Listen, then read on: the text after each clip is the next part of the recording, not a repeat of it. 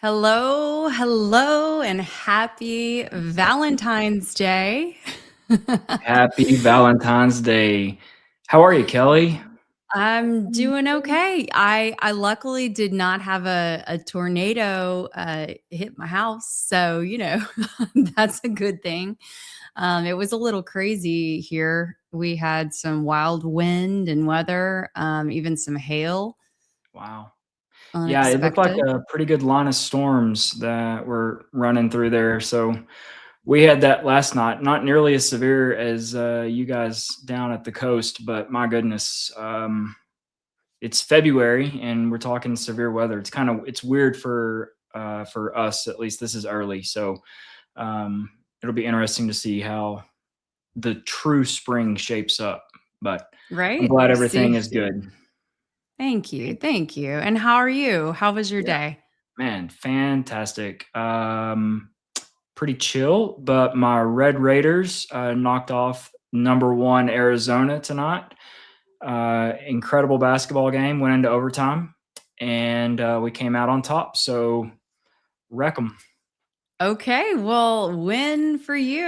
I Yeah, mean, big win for the program. So super so stoked. okay, then are they beating it? I know we're not in March Madness yet. I keep asking about that. But where are we at in the playoff Yeah. pursuit? So this is Big 12 play. Of course, Big 12, it is by far the best basketball conference in the nation. And essentially, this is just Big 12 play. So we still have Big 12 tournament. And then, of course, March Madness kicks off. So all roads are leading towards an exciting Big 12 tournament and an exciting March Madness. It's definitely a fun time of year. So Yeah. it's just a good win for the program on the road there in Tucson. So I was going to go, but pretty significant icing and stuff with flying in there. So basically, we stayed home. But my goodness, lots going on in Tucson, and it would have been a good one to go to. But watched it Yeah. on TV with some friends, so it was good. And thank you so much. Love and compassion coming in hot with that. Start giving a like as you come into the live stream, please. Definitely, That helps definitely. us all. And in case, oh yeah, Blake, I guess we don't have a super up for your name, but I mean, y'all probably already know Blake Bednars, who is on YouTube. West Texas is the best Texas. So make sure that you are following him and have your notifications turned on. And hope you're following me too if you're joining from Blake's channel. And definitely make sure to follow Blake on X because my goodness, he is always coming through with the heat. Yeah, it's been interesting. You never know which posts will go, super viral. And had one go this week, and it's kind of strange how it works out with the ones that you don't really put a lot of time into editing. You just kind of just go chill. Those are the ones that end up just going super viral, and it did. So uh, it's still popular, folks. It's still popular. Charlie Kirk. I know Epstein is seems taking the front burner, but just know Coupled that with the Guthrie situation. sure, yes, 100%. But rest assured, everyone, that Kelly and I will still be leading this front. It's not going on the back burner for us. So. Uh, Lots of news stories. Everyone's kind of got things here or there. I think I can maybe speak for Kelly, but my focus is still Charlie Kirk. There's some really good content people out there that are covering Epstein. So just kind of sharing the love, if you know what I mean. Sorry for my dog barking. I'm sure he sees someone walking their dog. It's like the most All good. exciting thing of the day for him. Your microphone's good. Okay. Okay, good. Well, hopefully it's a minimal there. But Oh, that yeah, I actually know several people who are friends with and work with Savannah. So I need to do a little more checking in on wild story. insights. I mean, And I yeah, was watching, it's you crazy. know, it seems Brian Ensign is about the. I mean, there's some other people that are there 24/7, but Brian is doing some incredible reporting. How he's getting some access that he's getting, kind of behind the lines with a SWAT raid. I still don't necessarily know what that SWAT raid yielded, other than there was a boatload of federal agents that went in last night. Did you catch that? I saw the push alerts, but I haven't had a chance to get up to speed on everything that happened. Did anything There was come like a of it? moment. There was a moment, Kelly, that there were literally like 30 regular civilian cars that were being stopped, and they're flashing their badges at a sheriff there to go through to where the home was. But I'm not kidding. It was just car after car after car. Hmm. And they were all federal, agents. Because I guess this was a federal warrant that was issued on the property. It's something's weird. Something's not adding up. And of course, I don't think we're going to get really any sort of uh, transparent explanation, at least right now, from the FBI on what that was, who that was. I don't even know if there's been anybody actually come out and definitively say this was related to the Savannah Guthrie or not Savannah, Nancy Guthrie investigation. So hopefully we'll have at least some explanation soon rather than later, on what that really was. It's just a bizarre story though. And It is. And I mean, it's super tragic, super scary. yeah, But also you just, oh gosh, you can come at it from so many different angles. sure. Yeah, I think people wonder, like, why are we spending so much time as a nation talking about this one isolated missing persons case when there are thousands of missing persons cases every day, from young to middle aged to old, but of course, this one, because it's linked to a high profile journalist and potentially some other files, as they say. Sure. um, Yeah. yeah, No, there's a lot of intrigue. there's some relation for sure. There's some common denominators, and look, there's just things that don't add up. First things off the rip for me is the security camera footage. That whole thing just is weird. And why it took so long, I don't understand. And there were some things busted. I think a camera on the back. We haven't heard anything about that. There's just a lot of things that it really is disheartening from a civilian looking at an investigative standpoint on how thorough things are. It seems very sloppy. I mean, how many times did they come and go from the Right. residence? I mean, they Well, at I, least we know they're not just sloppy at UVU, I guess. I don't know. Is that the case? Or is that a sign that it they're consistent. also They're is a consistent. So psyop absolutely. or involvement or something, cover up, Yeah. No, like for sure.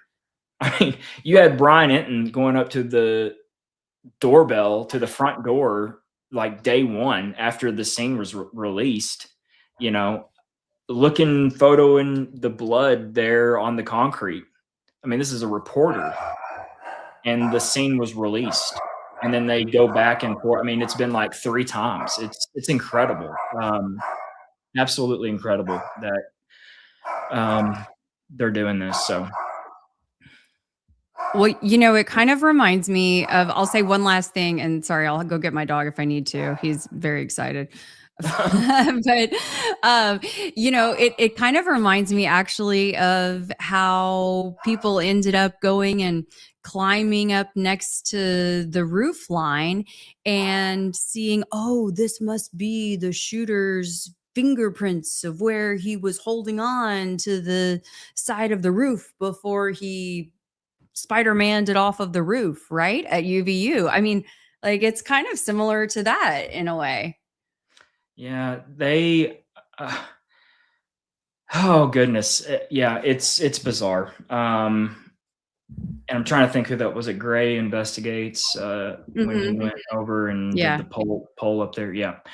Um, look, if we had faith in all of these investigations and just competence, I don't know if it's if it's just incompetence or they actually are competent and it's just a willful disregard for any sort of respect to the public on the up and up.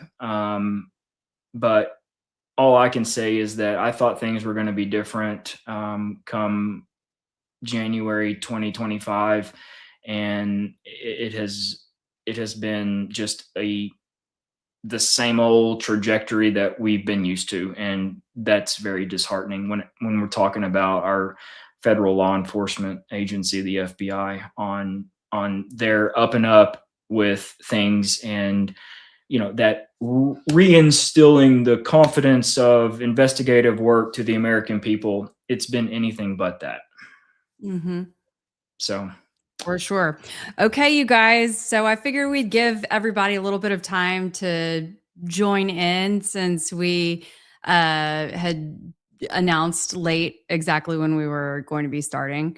So, y'all ready to let's talk do it. love, loyalty, and the Charlie Kirk assassination, Valentine's edition? Rock and roll. So I was thinking that we could go through the variety of important relationships, we'll say, that Charlie had in his life. And what better place to start than with Erica? Okay. Now, where their love story starts is actually a little debatable because I think it's been told many different ways. Blake, how many ways can you think of that this love origin story or meeting origin story has been told? Yeah, there's three that are pretty significant. I would say three. With and each one of those has a different component of a trip to Israel being involved. Um, but for the most part, yeah, it was like a job interview well, turned another job interview for wanting to be dated. um, and so that is the one that sticks out to me, is the fact that it was this job interview that just quickly uh, did a 180 into another. It morphed into another relationship, not employer employee, but something Yeah, I else. think what he had said was, I'm not, I'm not going to hire you. I'm going to date you. Yeah, And while that sounds like, to me, honestly, that sounds like a line that he already had in his back pocket. Like he didn't just come up with that one on the fly. I don't know if, I don't know, he'd had that one ready for sure. if that's really what was said. But it also is kind of creepy because if she genuinely went there seeking a job, which I mean, now we know what she was floundering around in all of these different alleged jobs while also living in New York City, which is Right, obviously not cheap. right. Um, like none of it tracks. No, it doesn't. And I would like to know. I mean, clearly, Charlie had multiple people come in, both sexes, male and female. Um, I would be curious to know if he ever used that line on anyone other than Erica. Did he ever date anyone, before her? Was that something that, or was that just a one-off? Unfortunately, I don't think we'll ever know the answer to that, but it's definitely interesting to think about. Um, did he do that before, or was Erica the first one that he rolled the dice on and said, "Hey, I'm not gonna Right. hire her. I'm gonna date her." Right. And then It, I guess we, at this point, we can't ask the question, or we haven't. I really don't think that people have dug enough into Charlie's backstory yet. But we yeah, also haven't seen anyone coming forward voluntarily saying, "Yeah, I dated Charlie," or "I hooked up with Charlie after this TPUSA event or at CPAC," or something like that. So, right. Yeah, it's a very interesting angle because, and not that it really would be anything of relevance, but there's definitely a track record of Erica and her mhm. relationships. But what about Charlie? I mean, was she his first? I mean, it seems to be. Supposedly, yeah, yeah, supposedly so. I know that I have some pieces of video and stuff play or to play or that I've seen before, but I know that I've seen an interview where he alludes to, if I don't know that he states it directly, but he alludes to the idea that she was the first, woman that he was ever with. Yeah, that breaks And my heart for so, him. yeah. What a Yeah, I one to see. warm up on. Right, right. Um, yeah, Peter here said, if he did only use that line on Erica, that's some shitty luck on his part. Yeah, I completely agree, Peter. I mean, you talk about like, it's kind of like that scene in Armageddon where they all draw straws, and Ben Affleck gets the that short straw. I mean, it feels like Charlie really drew the short straw, um, and no one's coming. He's not having his father-in-law Bruce Willis to come along. I mean, like, dude, you're on your own with her, and good luck. It's really sad that was Awesome what Town he did. Matt said, I think the quote, "I'm not going to hire you, I'm going to date you" story is made up just like the marriage and the kids. Could be. Could be. We don't know. It's Yeah. tough when there's only one side to tell it and then a whole bunch of, sometimes I think about it like with the Lion King and the little hyenas in the background, where they're like, "Yeah, yeah, whatever That's they a said, whatever yeah, they said." that's valid. I mean, I definitely look at Andrew and Blake as the hyenas, The and hyenas. Tyler, um, yeah, somebody's gotta be Scar. Um, is that the other Mm, lion's name, Scar? mhm. I think Yeah. it is, yeah, yeah. Another interesting component or thing to think about is, was Charlie in there alone with her, and did anybody else partake in the interview? For the most part, I see turning point when someone comes in. You're not just going to sit down with the head honcho. You're not going to sit down with the CEO. But I see like people being in there, kind of a group think type of interview where you're being kind of asked different questions. It seems like it's a bizarre thing to think about. I'm not going to hire you. Mhm. I'm going to date you. Yeah. It But it I mean, that person, whoever that was on the chat, brings up a valid point because just like everything, it does seem a little sensationalized, right? mhm. Um, where there could be some other thing going on where she was a laser guided missile on a target. So I'll tell you what I thought when I first heard that story, that line. It reminded me of when people meet on a dating app, and it's not as it's not as I don't know, it's normalized now, right? But early on, I think people were like embarrassed or something to say that, and so they would come up with a different story. And I wonder if maybe Charlie, being a higher profile figure, and I mean, I would assume having some money to spend or whatever, but definitely higher profile, may have used a matchmaker or something. I mean, Possibly. supposedly Tyler Boyer, sorry again for Preston, but supposedly Tyler Boyer was the one who set them up.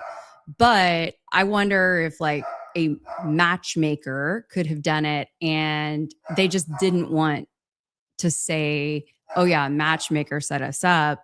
So instead, they crafted the job story. I don't know. Yeah. Just If any speculating. if any one of those really, really close people that have turned out to be a little bit different than probably what they were with Charlie, if any of them set up Charlie with Erica, then it is without any question in my mind a honeypot situation. There's just Mhm. no ifs, ands, or buts about it. And she just probably didn't do crazy eyes, at least for the first few months, right? And if this was truly his first, I mean, you got to just kind of step into Charlie's mentality when it comes to, that like sexual attraction thing. And I mean, it was probably hook, line, and sinker, to be honest. And she probably really turned it on, and he didn't stand a chance, to be honest about it. Like he was a goner.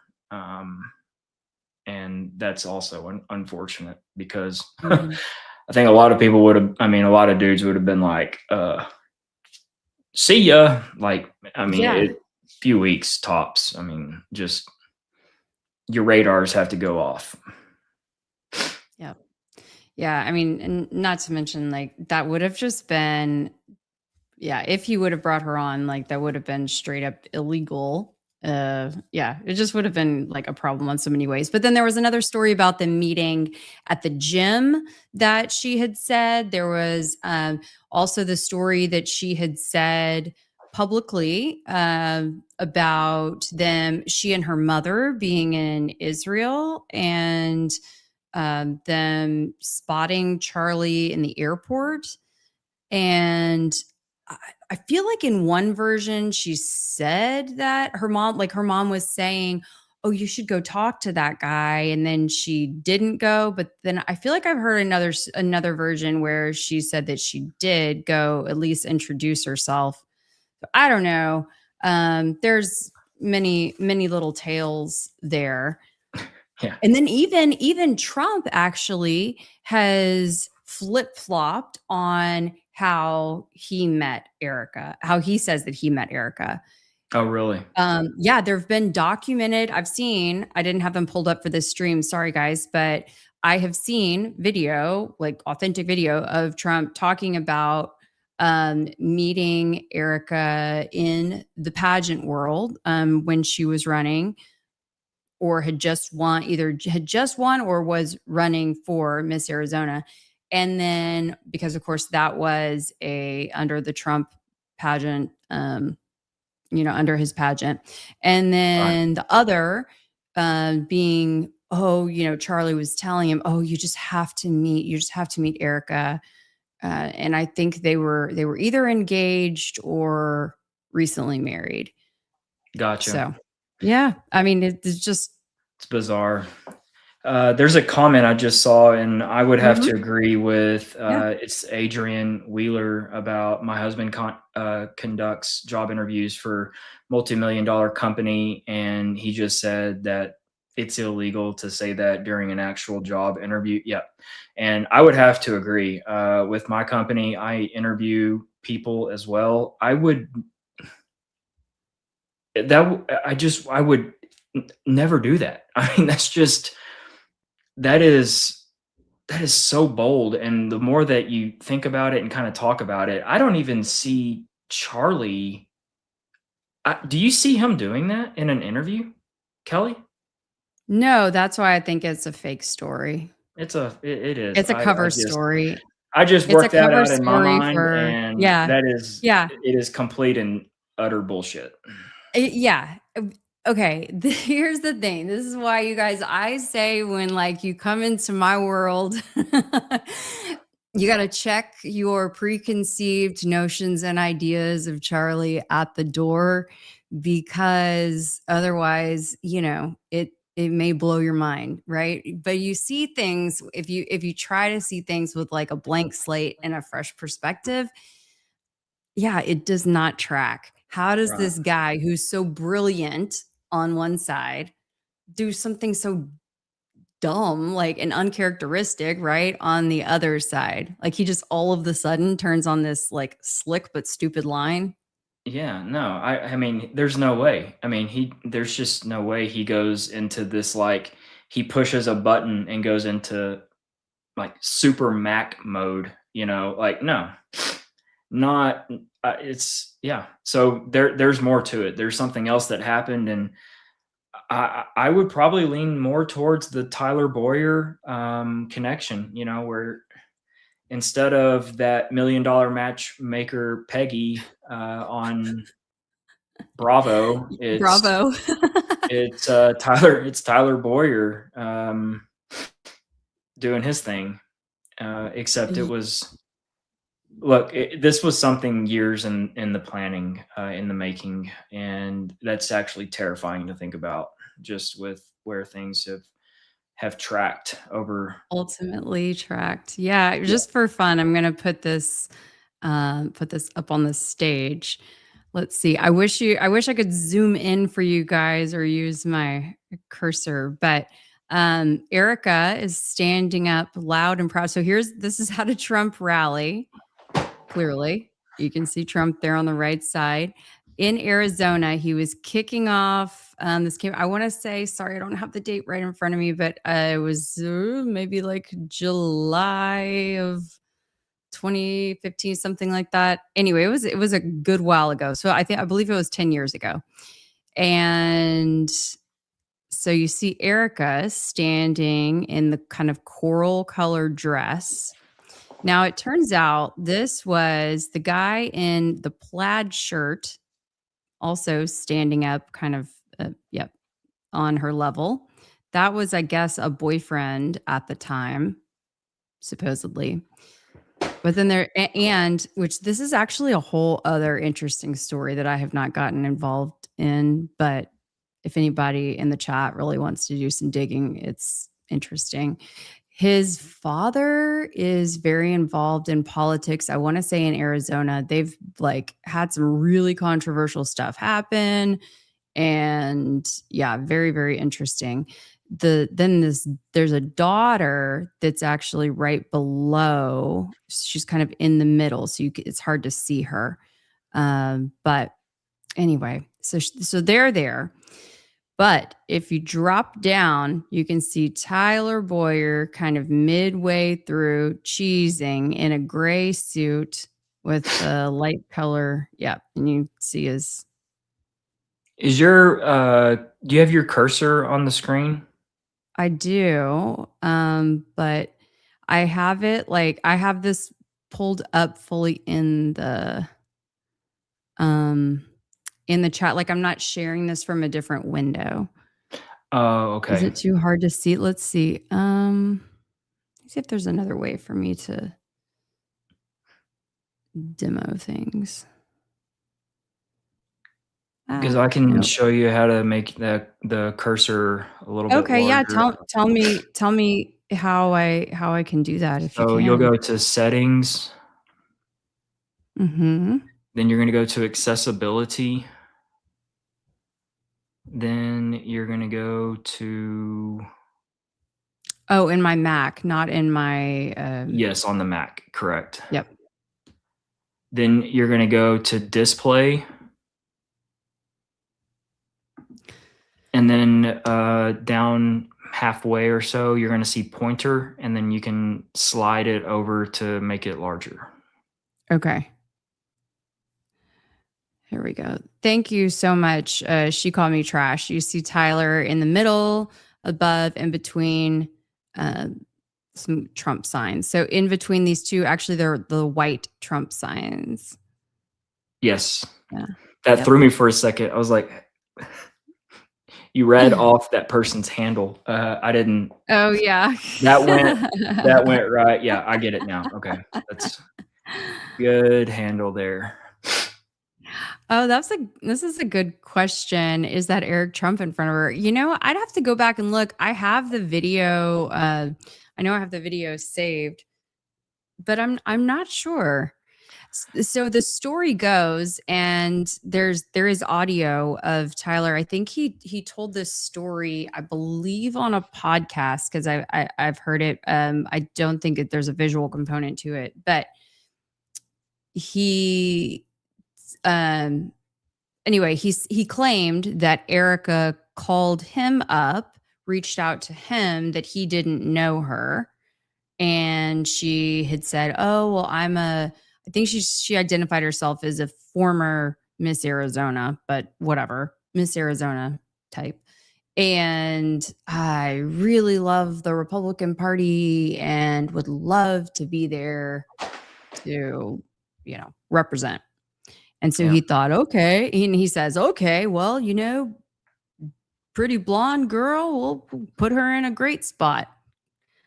For sure. Yeah, she is awfully raised up there, huh? Like, what is she sitting on? Is she on a bar stool? Like, just. It's awkward. Yeah, it's awkward. So anyway, I just wanted to show you guys, because some of y'all probably have not seen this before. So this was before she ever met Charlie, but she already had her sights set on being involved in politics some way, shape, or form, and was already linked up with Tyler Boyer, who was, he himself has said that he made sure that he was essentially running Turning Point behind the scenes. Right. Okay.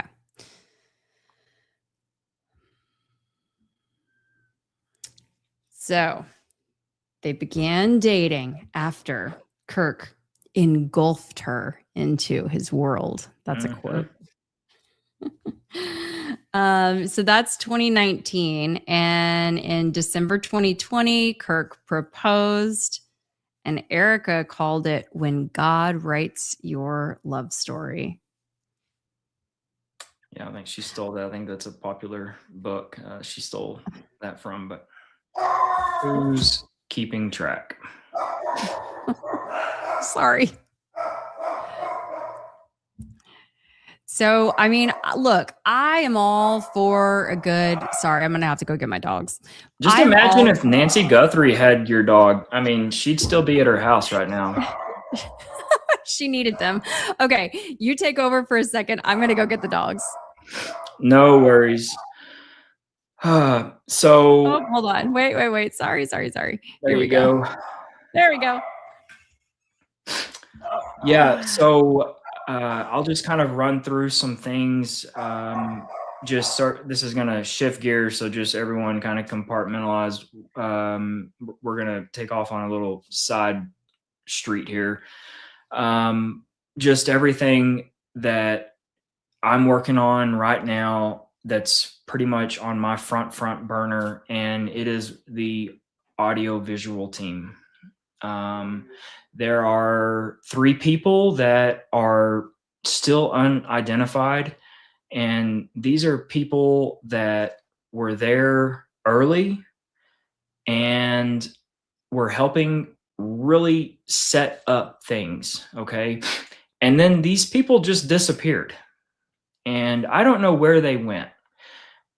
I believe this is why the tunnel video is being denied like crazy from Utah Valley University. That security camera from the ceiling or the roof of the Hall of Flags, that quite frankly should have no reason to be handing out denials, or the university administration or whoever it is, they should have absolutely no reason for denying this, because it wouldn't interfere with anything related to Tyler Robinson whatsoever. I mean, it's quite laughable, really. It's actually just downright pathetic. But that's why I believe UVU is denying our grammar requests. Is because it's showing people and things happening that they do not want us to see. So, with that, these people that I'm very interested in, I don't know where they went. I can only speculate that they went into possibly the Sprinter van. Okay. Um, this is the Mercedes styled Sprinter that was backed in that little alleyway of the Hall of Flags. It was right next to where ultimately Charlie's SUV came to be parked. That those double Yukon XLs. So this is what's front and center with me right now, is who these people are. I believe there was a lot of extra things happening when it comes to the AV team, and that the AV team played a super instrumental part in pulling this just whole thing off. And we need to find out who they are and where they went. Also, they changed clothes, because one person, one female, she changes clothes after Charlie's taken away. And that's not normal, because she wasn't involved with anything that had to do with blood. She wasn't, there's just no reason for her to change her appearance. So anyways, we're going to get into this real hot and heavy over the next week, because I've got a lot of things figured out in terms of what equipment they had, what they were pulling off with that equipment. But we really need to find out who these other people were, because they are nowhere involved with anything on Philip or Terrell's organization. But they are definitely seen. So that is going to be front and center next week. We're going to hit real hard, and just wanted to throw that out there while Kelly was rounding up her Dobermans. Look, I mean, I gotta have somebody to sound the alarm, okay? I'm not kidding. Maybe like I mean, Savannah, you need to holler at Savannah and let her know, hey, when Mom gets found, mhm. I want to introduce you to a Preston and couple of Paco. And yeah, Preston, I Preston mean, and they're not fixed yet, so, there's plenty of potential here. Can you imagine the dude in the ski mask walking up to the door with Preston and Paco there? Oh my The dude would gosh. have turned around and walked away. He'd have been like, "No, nope." They're they're Pekingese. So, yeah, they're small dogs, but they've got big barks. Yeah. Forget Um the gun, get the Yorkie. Yes, Okay, yeah. exactly. So Blake, Rose Thorne had asked for show us pictures of the people you were talking about and trying to identify. I Yeah, don't let's know. just jump into that, like, next week. It's on Okay. my Twitter. I'll post it. I don't wanna derail Okay. Kelly's stuff here, but it's on my Twitter. I'll repost it right now, and you can check it out at Blake Bednars. Awesome. Let's see. Urgent. I have the video showing the bullet in flight. This is huge and new, but undeniable. I mean, hey, look, I don't know if you're for real. I know you're saying you, so if you want to send it, yeah, I would say email it if you'd Send like it to Kelly. to. Yeah. Like Blake over there. Blake's like, I don't need any viruses on my computer right now. Wow.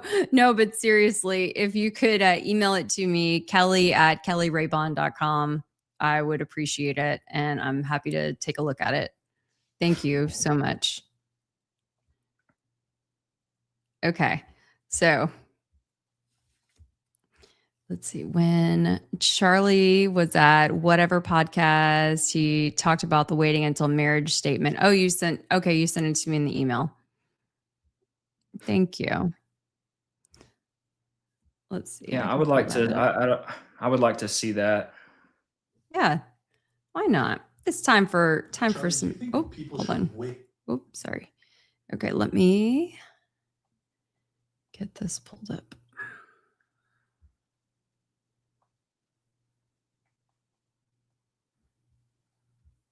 I just have such a hard time seeing Charlie. Like, can you imagine getting the eyes during like a romantic Valentine's night, and you get those eyes from Erica? Like, what? Like, that would freak me out so bad. And I just can't imagine anybody, like any guy, being like, "Oh, hey, babe, do the eye thing. Like, do crazy eyes." Like, that just does. It's so hard for me to wrap my head around, because it's actually downright scary. Mm-hmm. Her eyes freak me out, Kelly. Oh yeah, me too. And then we've seen another side of Erica over the last week, right? With what Candace has broke. There was someone sharing the text thread from a person or a female allegedly to be a minor, with some very colorful adjectives, nouns. Nasty, like just inappropriate. To describe female anatomy. And then, of course, we've got the Instagram post where she's sitting suggestive with a lyric, Her legs wide open with from Jay-Z. I forget what song that is. Yeah, you don't want to say the name. Okay. So basically, this is just a side, right, of Erica that a lot of us haven't seen. I mean, I didn't know who the heck she was before the September 10th. I would have passed her in the grocery aisle and never, I mean, I wouldn't have known who she was. So it's just, there's very weird things. And then I think she actually scrubbed her social media, or at least her Instagram page. So I saw that, or her Facebook. I had been creeping on it, but I hadn't, friended her because I just couldn't bring myself to do that personally. But she had some really good old stuff. So let's hope I captured everything I needed to while the getting was good. right. Okay. So let's see if we can check out. Hopefully this will play, and if hopefully you'll be able to hear the audio on this one. And I'm going to bring it up to the stage.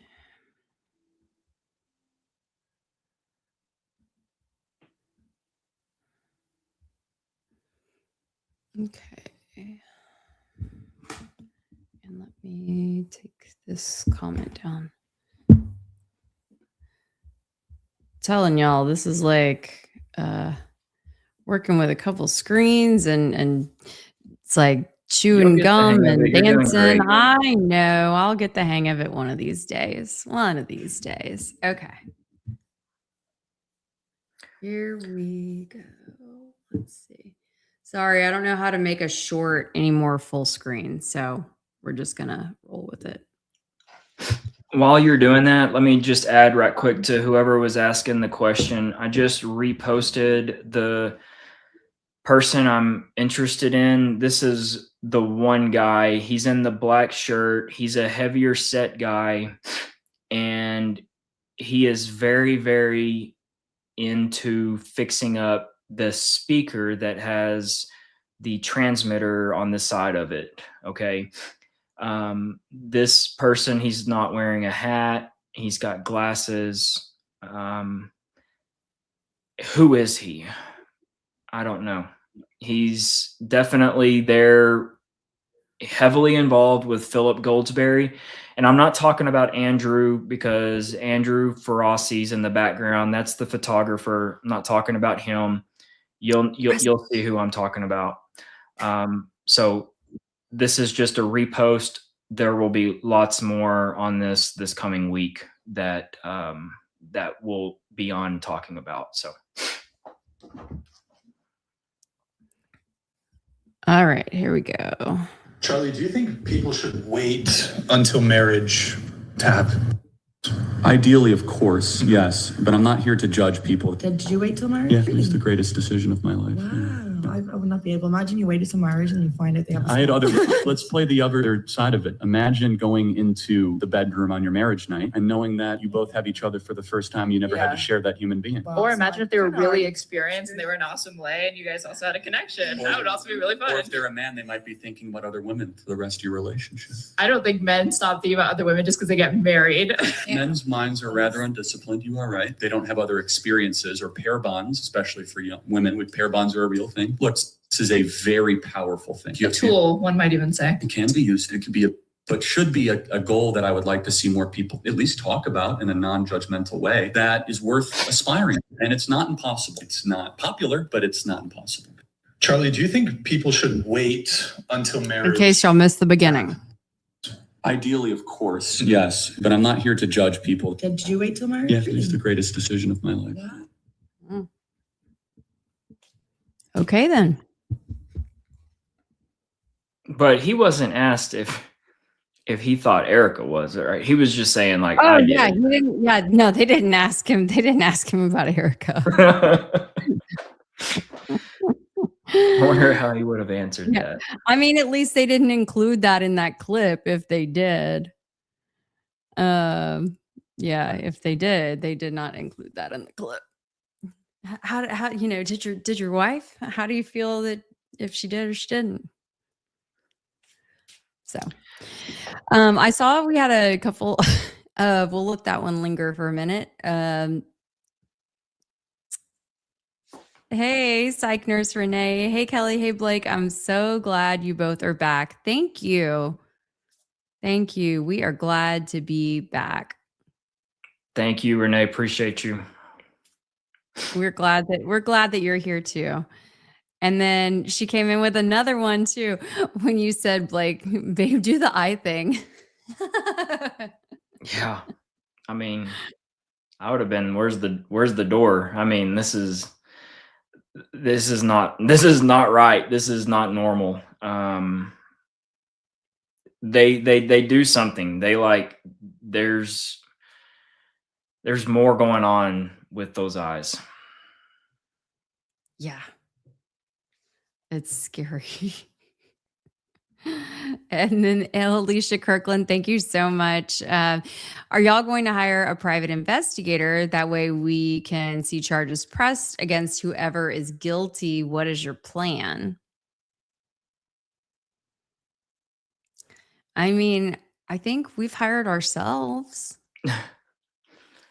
Yeah, You it's kind know? of, and I understand kind of what you're asking, but also in the same token, so that we can see charges pressed against whoever. I mean, they're not guilty. It would be allegedly who we think. Look, I believe when everyone has put their cards out on the table, that things are going to be very evident.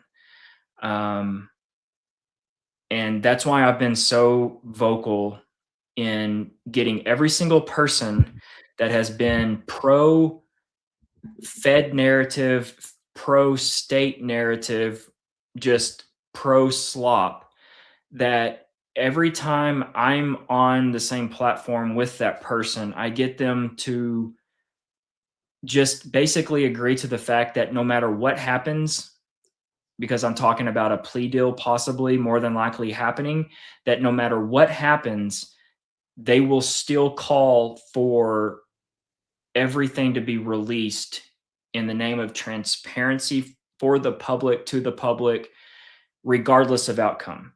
Because a plea is not just going to make this go away. It's not. They're not going to get to say, hey, Tyler pled to a second degree something. He's going to face, I forget, what is it, Kelly, on second degrees, 5 to 15? Yes. Or is it 2 Yep. to 15? Something in that realm, with 15, I believe, being the cap. Okay. Which at that point, that's when the judge in Utah sentences someone. It's up to the parole board to ultimately dictate the duration of that sentence. But what it does is it allows for people like us that are going to be questioning things for them to shut us down immediately. Like, what the hell are you asking questions for? He pled. He said he did it. He pled guilty. Y'all move on. You see how that works? It's not going to work. We have to band together because this is the only way that we're able to move on, is for everything to be out in the open. So yeah, that's the crux of it.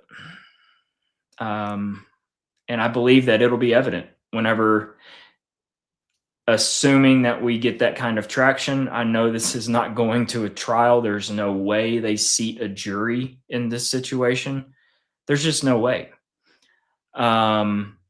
So that's what has to happen, is everyone has to have the cards out on the table so that we can see. Just Trusting the proof video. process, Show though, me is the- really hard.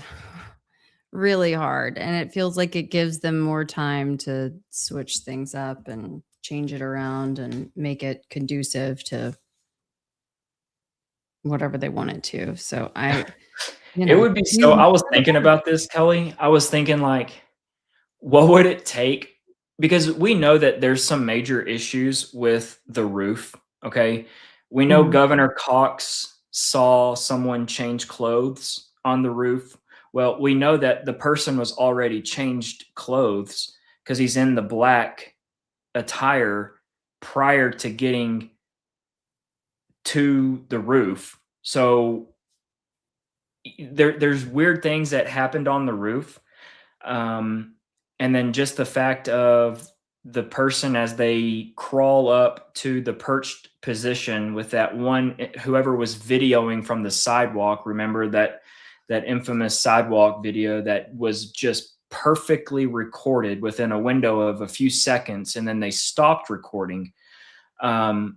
With all of that being said, it would be very hard. I was like, what would it take to recreate something like that? I mean, you have to remember there's clouds, there's cars in the parking lot. If they wanted to try and pull a fast one on us, it would be extremely difficult to try and recreate something to make it fit. And where's the gun? The gun was not in his pants. I'm sorry. Like, the gun was not there. The rifle with the scope was not in his pants. So there's some major things that it all goes into play that was a patsy that was on the roof. Period. Mhm. I'm gonna pause for a second, Blake, and just because you know how I handle things when I see them in the chat, and a lot of streamers don't address them. I address things head on, so today's no different. The legend, look, I can't, see because I can see your. I'm pretty sure that we've like interacted a lot of times, and I'm quite confused by this, but I've seen a lot of really negative comments from you specifically about me. And I just want to, I'm not going to rehash everything that I explained in my stream last night because you weren't here and you probably haven't seen it. But I highly suggest you go take a look at that. And then maybe you'll understand why I haven't already been in Utah. And then we can talk again. Okay. I appreciate it. Thank you.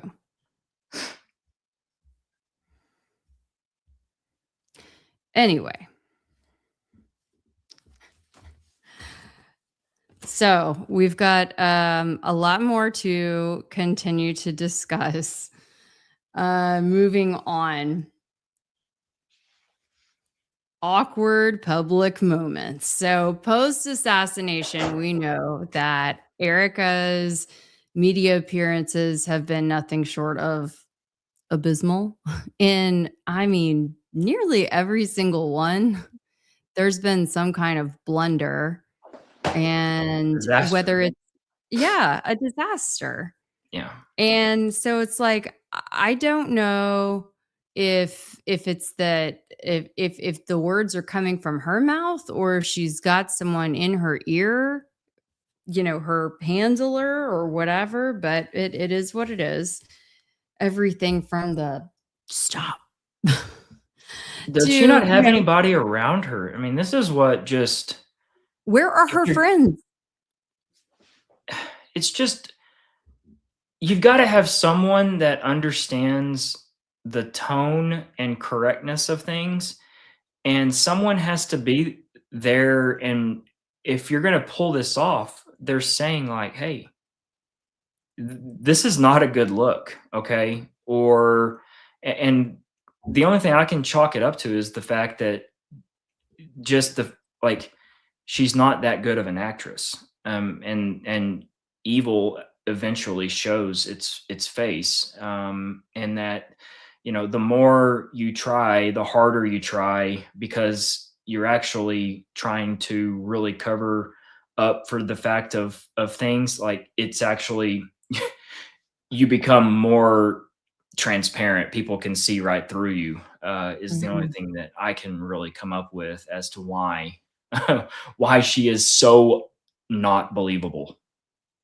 Yeah. And a lot of people have said, as I see, let's see.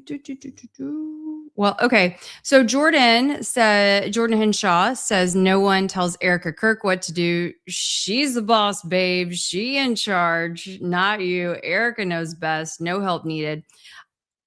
I agree with Jordan. Like, and that's a dangerous position, right? Because you need people to be behind you that actually that are flying even at a higher altitude than you, because it's almost kind of like a Trump thing. Trump doesn't have anybody like that, at least to my knowledge, and it comes off very sometimes off-putting, right, with what he says and does. And it's because he doesn't have anybody there like that's can talk him down, or you know. And so I would agree with Jordan that she probably does not have anyone in her ear, and she knows everything. You don't need to tell her anything. She's got this. Everything all the way down to the, you know, Elvis Presley pantsuits. You know. I love me some sequins. Okay. I love me. Hey, look, I got sequin suits in my room. I could have worn them tonight. That actually. So I almost on New Year's Eve, I almost wore like a sequin blazer on the stream, but then I didn't, literally because I thought, oh gosh, Erica just wore, you know, one at AmFest. Next thing you know, people will say I'm following Erica's trends or something like that. I can't do it. So, you know, we can shoot an intro, Kelly. We can shoot an intro. I'm pretty certain that I can get a jacket off of Tipsy Elves that's a sequined jacket, Yes. and we can do some sparklers in the background, with and we can come out like Erica comes out. Just for the heck of it. I think it's a good idea. At least shoot an intro. Yep. Okay, then, but also to this point, I've seen a few of y'all, Cynthia Underwood saying Stacey Sheridan is her handler, and also Tiny Loves Boston. Stacey Sheridan is her advisor, I guess. And I mean, that very well could be the case. I know that Candace has mentioned that. I've had my eye on Stacey for a while. If I'm going to try real quick to pull it up while I'm talking, but I did think that initially, y'all know, when we were seeing, so I assumed early on that her mom was the one, Erica's mom was the one who was, shooting the casket video and Really? standing with, yeah, I assumed that. I don't know why. I thought if she and her mom were supposedly, so close, and I mean, I didn't realize how sick, I guess, apparently her mom is or isn't. I don't know. But all that to say, there's also, I'm gonna, if I can pull it up real quick, because I know I have a screenshot of it. But from when the casket was being put onto Air Force Two, which, by the way, you guys, if you did not know this is important. Charlie Kirk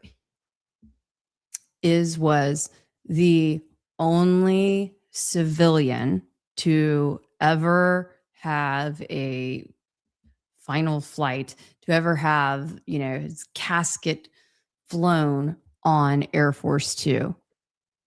Ever. That is how, like, out of the norm that whole situation was. In fact, Dick Cheney, who had spent a life in government service and, of course, was the vice president, I could not find that his body ever flew on a government jet. When he died, like a month later or less than a month later. Right. I'm full of fun facts. Okay, here we go. Let's see. Erica and family with casket. Let's see if I can, by chance, this shows anything. Anyway, so Stacey has a very interesting past, and she worked for Ken Starr. She's apparently there's some Epstein connections there. I've looked into her homes and whatnot are in a trust. I can tell you that. Just, I don't know, interesting situation there. But she that's fun. She also got a speeding ticket. I could probably pull that up if I wanted to. But she got a speeding ticket a few days after the service. Anyway, in Arizona. I even found that. So I guess she was hauling ass, taking Erica's somewhere, I guess. Interesting. Okay. Have I done an episode on Stacey? No, I probably should. Should. I think that'd be a good idea.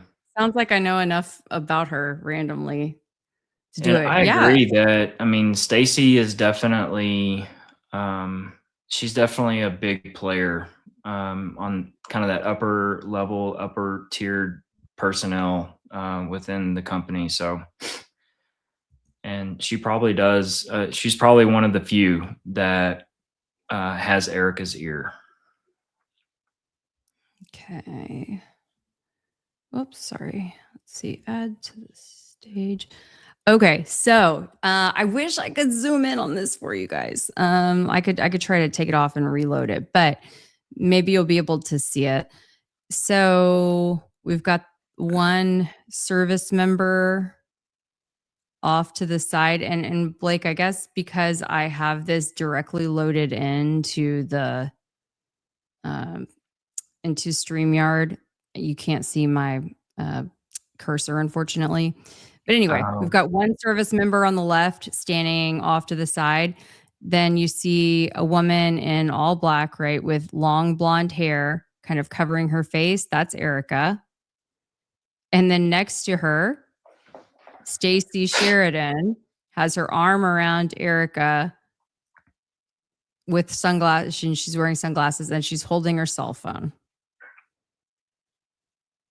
filming the whole thing. I'm sorry, like that's weird. You've obviously got professional photographers and videographers there. Like, why does the Yeah, person who's it's definitely supposed to odd. be And then I guess, holding is that you? Charlie's mom and dad too? Yeah. Uh, Yes. And look how far they're standing from Erica. right. And if you watch the entire video, y'all, if you watch the entire video, you'll see this was a fun. I should do videos on all these things. I'm sorry, I just don't have enough time. But so that's why I tell you guys in the live stream. So then you can go take a deeper look. But when you watch this video in real time, you see them shuffling the casket across. And at that point, Erica is standing pretty close, which by the way, I mean, why did she not have like a hair tie? Just put your hair back. You're going to be out there. It's windy, blowing around everywhere. You look like Cousin It. Okay.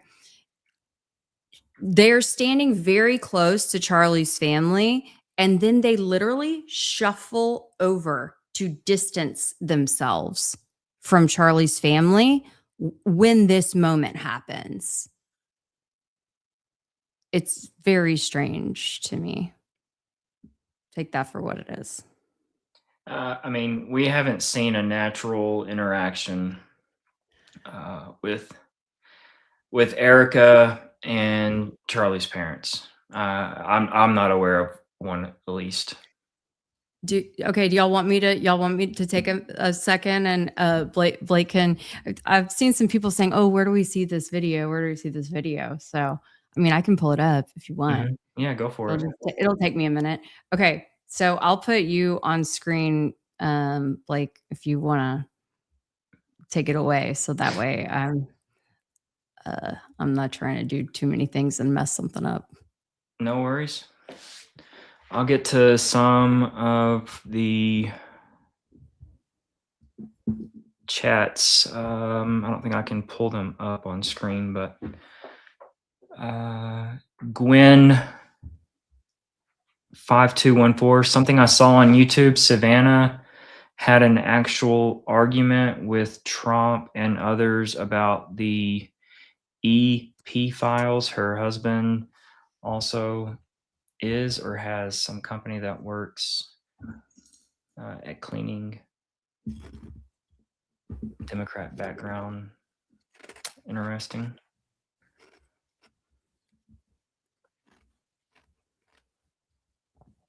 Let's see here. The whole casket thing is bizarre beyond belief. No way those were his hands. They looked like mannequin hands. Yeah, look, I agree. The hands are definitely strange. The whole thing with that casket interaction just makes my skin crawl because it's just so it's awful. It's awful taste, and I cannot for the life of me believe that someone thought that was a good idea to put on Instagram. Yeah. Let's see. Blake, they're worried if you're streaming on a Nokia flip phone. Really? Yeah. Why is that?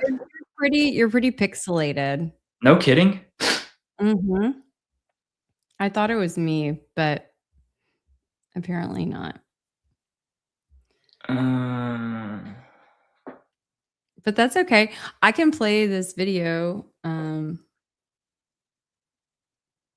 I need to plug in. Hang on, I'm gonna plug in some Cat 6.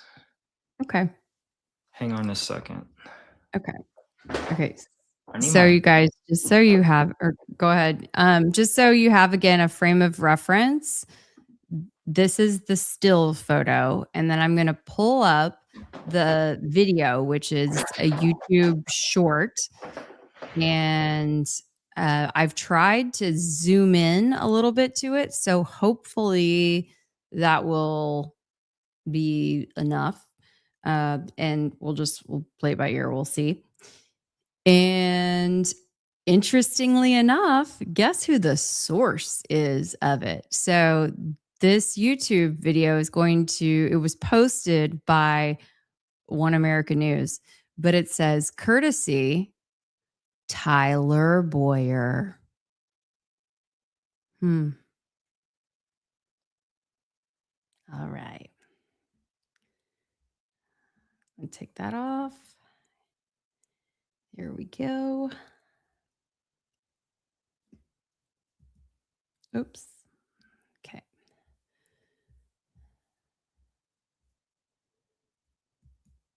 Oh my gosh. I keep pressing the space button. That's what I usually press. Here we go.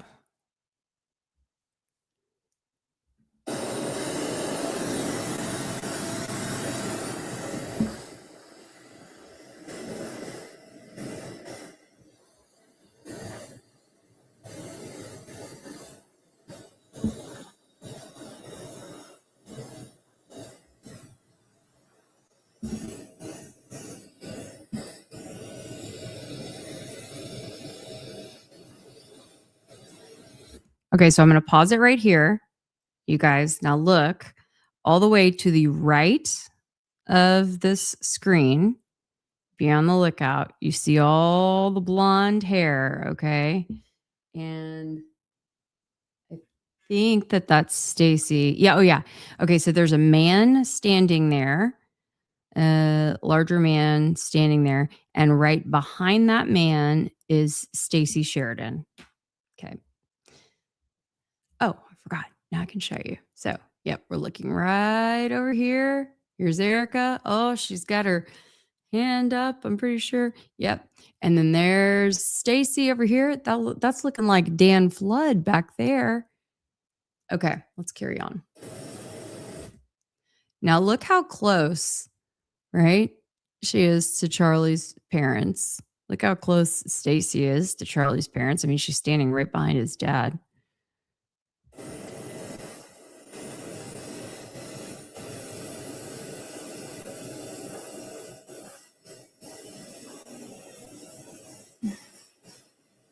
Okay, now they pan kind of, right? They follow a little bit closer. Okay, yeah, you're okay. Sorry, I have to pull this. Well, I'll pull it up in a second. But I see Kyle Wilbur said she's not even looking at the casket. No, she wasn't even looking at the casket. She was looking down, and she had her cousin It hair in front of her face. I mean, come on. Okay, so here's what I wanted to show y'all. And I can even go back. But during that time, as the camera, I swear, y'all, they rehearsed this. I believe, in my opinion, they rehearsed this. Because what are the chances? Tyler pans to follow the casket closer to the jet, closer to Air Force Two.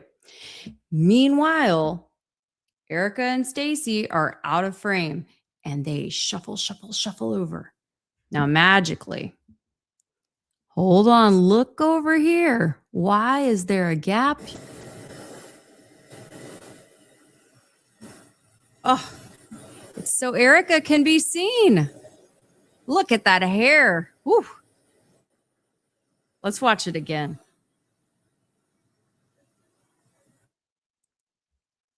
Oh my gosh, did it crash?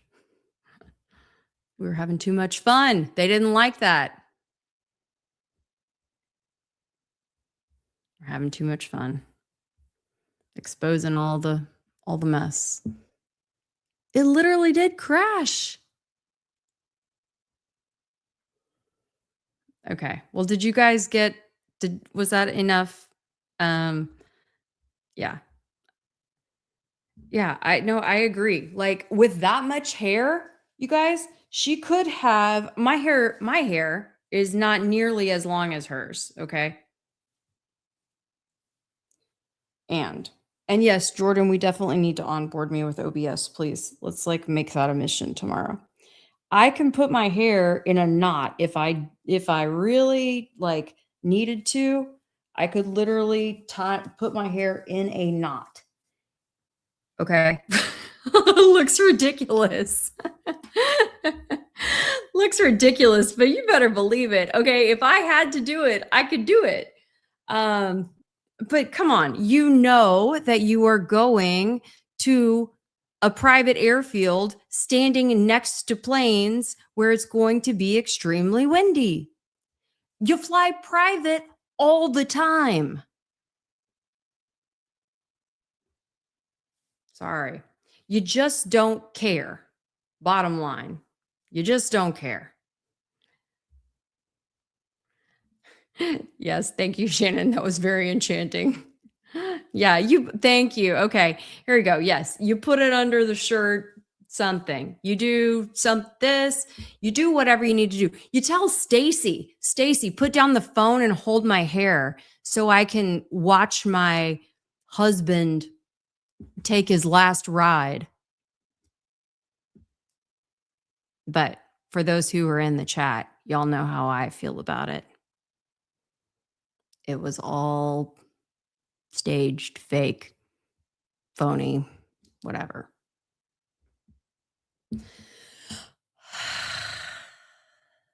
Deep breath on the day of love.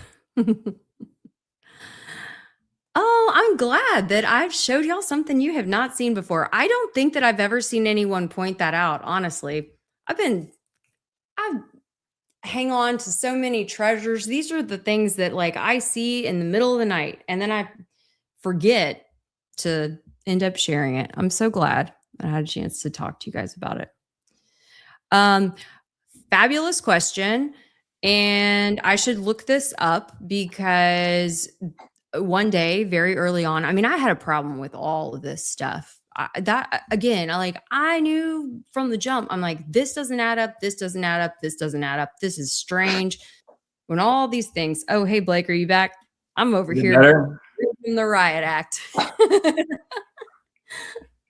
Anyway, I just felt like there's too many things that don't add up. And the bill for that was based on like a couple of ChatGPT, Gemini, I think I did three different calculations on it, and it was extremely high. Sorry, I don't remember, and I don't want to misquote the figure off the top of my head, but I mean that they didn't just make one trip, right? They took the casket over here, they took it back over here. It was, ugh. Or the body, rather, yeah. Ugh.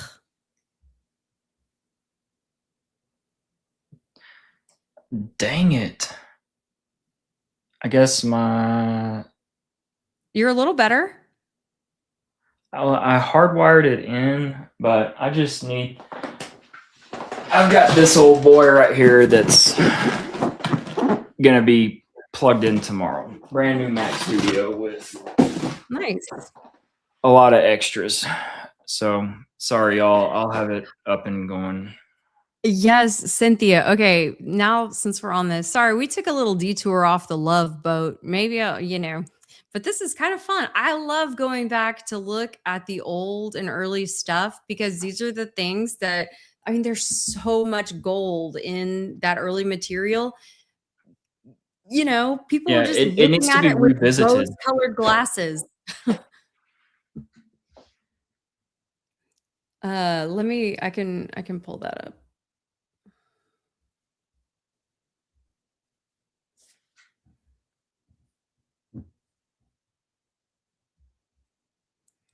Let's see. Blake, you missed it while you were gone. I tied my hair in a knot without a band. Like we were going through all of the different ways. See, you just proved it right there. Now it's blurry again. Um, Dang it. maybe do you have other like It's apps open or anything? no, No. Okay. I'm in a like what I call like my studio office, and it's far away. I won't Gotcha. stream here again. No worries. That's Sorry, okay. y'all. We can at least hear your words. Okay.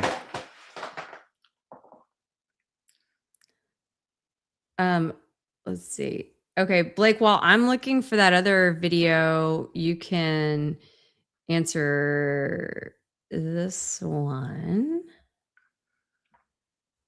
And I'll put you up. All right. So why did the SUV trunk come up right before the incident? So this is what I think. All right.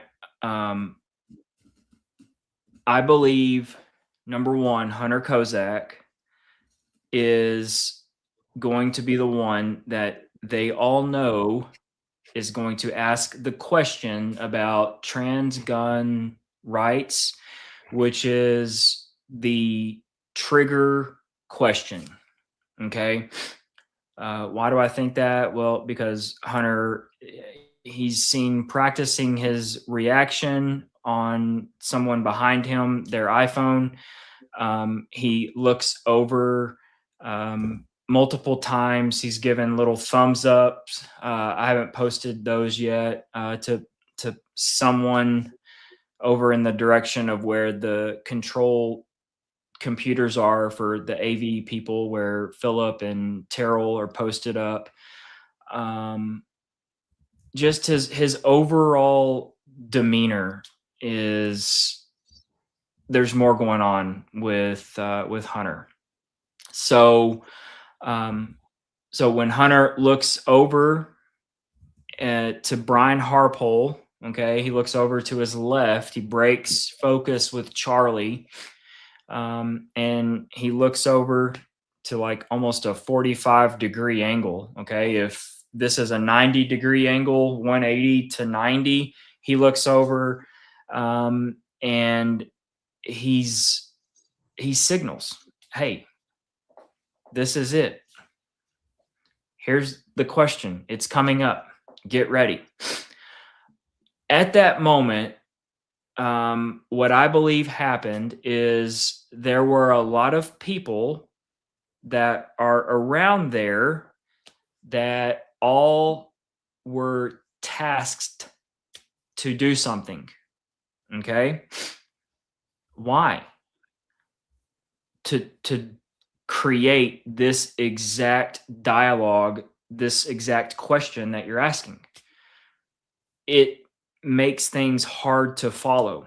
If you have one guy, Brian, and he's here and he's squeezing, if you just have him doing that by himself, it's easy to spot.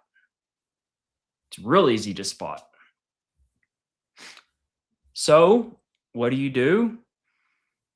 You have so many possibilities of decoys and patsies ready to go that if something goes bad, meaning just someone's camera is perfectly focused in on something, if just we are where we are today, right? 5 months later, you have so many people doing things that it allows for the introduction of palm pistols and other things to come into fruition. So, a little bit of a long-winded answer. What do I think the trunk was doing? I think the trunk was doing exactly what I just described as a decoy. It was basically just opening and closing at the very moment all of this stuff was going on, to create this question, because this question's been asked multiple times, okay, about the trunk. It's being opened, it's being fired into, all sorts of stuff. You know, for the longest, if anyone here has been following my work, you know, I was super interested in the guy that I called the minivan man. Why is that? Well, because I could see that he is doing something with both his hands from a great distance back away from the tent that was not normal. It was not natural. It's not natural to bring here and to, you can see his hands squeeze. So I had to find better footage. So we put out calls of action. Hey, anybody, do you have any video, you know, really pushing for people to get us video, so that we could see. And lo and behold, finally, I think it took 3.5, 4 weeks. Someone sends me 2 videos from basically the front row, and boom, right there. You can see plain as day, he has absolutely nothing in his hand. He is squeezing nothing. So what the hell is he squeezing? Why is he doing that? Well, he's doing that because it had me tied up, or people like me that are looking at things being detonated. It had me tied up for at least 4 or 5 weeks. Okay. So, with all that being said, I think the minivan that is probably the AV team's minivan there, it opened and closed there at that moment, just to create some other possibilities. People, like, there's so much busyness happening. And I genuinely believe that Dan Flood is the signal for everyone to do their thing. I genuinely do, because that is why when Brian Harpole, just before he gets the signal from Hunter, okay, Brian is getting antsy. What do I mean by that? Well, we know that there was an issue with the audio, the speakers, and we know that the reason for that issue is directly linked to whatever Brian has in his pocket, in his front right pocket. So Brian arms whatever it is, the weapon. Okay, it's a weapon. He arms it early while Henry Dells is speaking. Well, that's when Philip Goldsberry and Terrell, and you can hear there is a severe echo. It gets very dull. The sound, something very bizarre happens when he arms it early. And that's when Philip Goldsberry looks up and with his index finger pretends that it's a Q-tip real quick as he's looking at Dan Flood to tell Dan, hey, we got a problem with the audio. And then Dan gets on his little mic right here to radio over to Brian. We got a problem with the audio. So Brian walks over, leans in, and Dan Flood whispers in his ear, we've got a problem with the audio. You need to turn it off. And of course, they're not going to look like something's way, way off. They're playing it off. They're like doing some stuff with their hand. But Brian, ever so sneakily, if that's a word, he goes in with his right hand, and as the camera is recording from the UVU review, he disarms what he armed Okay. So that's all while Henry Dells is speaking. And this is about 4 minutes and some change to the Big Bang. Because remember, Hunter Kozak is only at the microphone for about 2 minutes before the bang. So he has to disarm, and then he walks back over to his position. So when Henry Dells is wrapping up, and you can just understand that he's wrapping up because of Charlie is saying, I think we've visited long enough on this. Charlie's signaling that, hey, Henry, I'm done with you. You're done. We're going on to the next guy. Okay. So when that happens, and when the crowd applauds, and as Hunter is getting ready to take the microphone, that's when Brian Harpole goes back in and rearms the device. Now, at that moment, Brian Harpole, the audio's messed up. So that's when Dan Flood leans in to Charlie, tells him something. And it's more than likely like, hey, the audio's jacked up. And, with how Charlie is, he's a pro. He's like, don't worry, I got it. Like, they have that little interaction. And then also Terrell Farnsworth walks up to where Charlie is and asks Charlie, hey, you're going to have to push the microphone, the handheld one, you're going to have to push it away from you because of all the major crazy feedback. So that is directly related to the weapon. So what happens as the question is getting asked? Hunter Kozak is sitting here having the exchange with Charlie. Brian slides back closer to where Frank FaceTime Turek is standing. Okay. Why does Brian do that? Well, Brian's facing the crowd. Brian has to see Dan Flood out of his peripheral. Why does Brian have to see Dan Flood out of his peripheral? Because Brian is in the position now, because we have this video.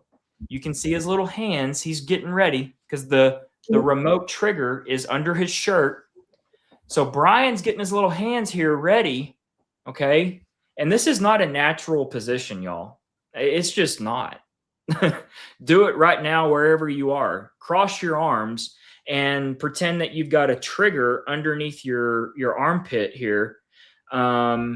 Is that a natural way to cross your arms? Hell no, it's not. You have to engage like your bicep to hold your arm at a 90-degree angle here. Okay. You don't want to have to engage your biceps when you're trying to be comfortable by folding or crossing your arms.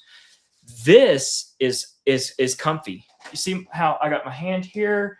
I got this hand here.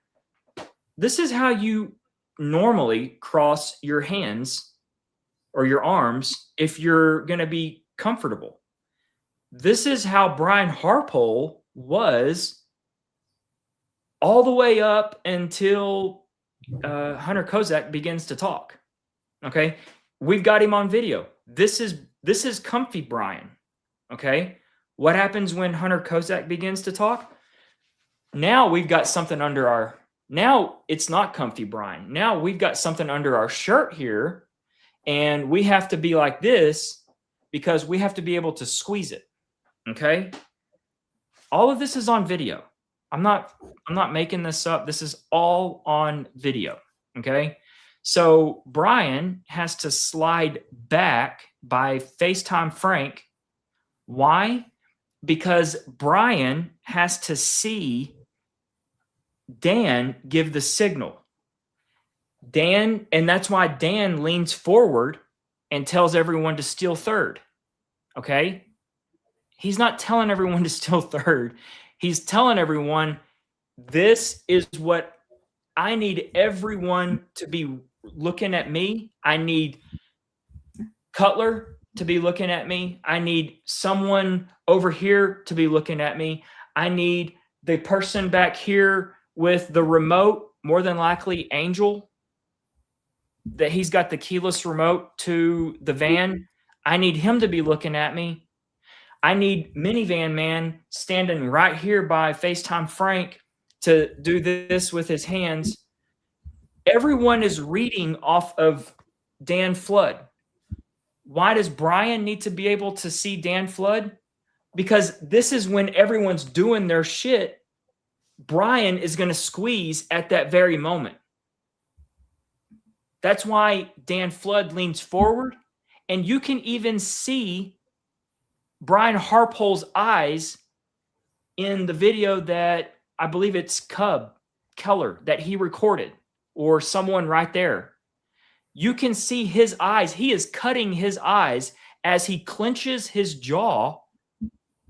Why is he cutting his eyes? Because he's trying to see Dan Flood right here. Because as soon as that hand comes out, he knows that's when I'm squeezing. And he does. It's right there. It's right there. The people are hearing what you're putting down. Oh, the people are definitely picking up what you're putting down, Blake.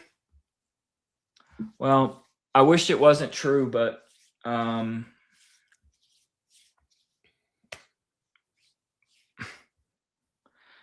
it is. So that's a super long-winded answer to the question about the trunk. I love it. Hey, here's the thing is that when you become an expert in something, like that's what we're, in a lot of cases, like I don't have it in front of me right now, but the other day, like I wrote out all the potential topics, that, and it wasn't even a fully holistic list, but topics worthy of a beat reporter. Okay.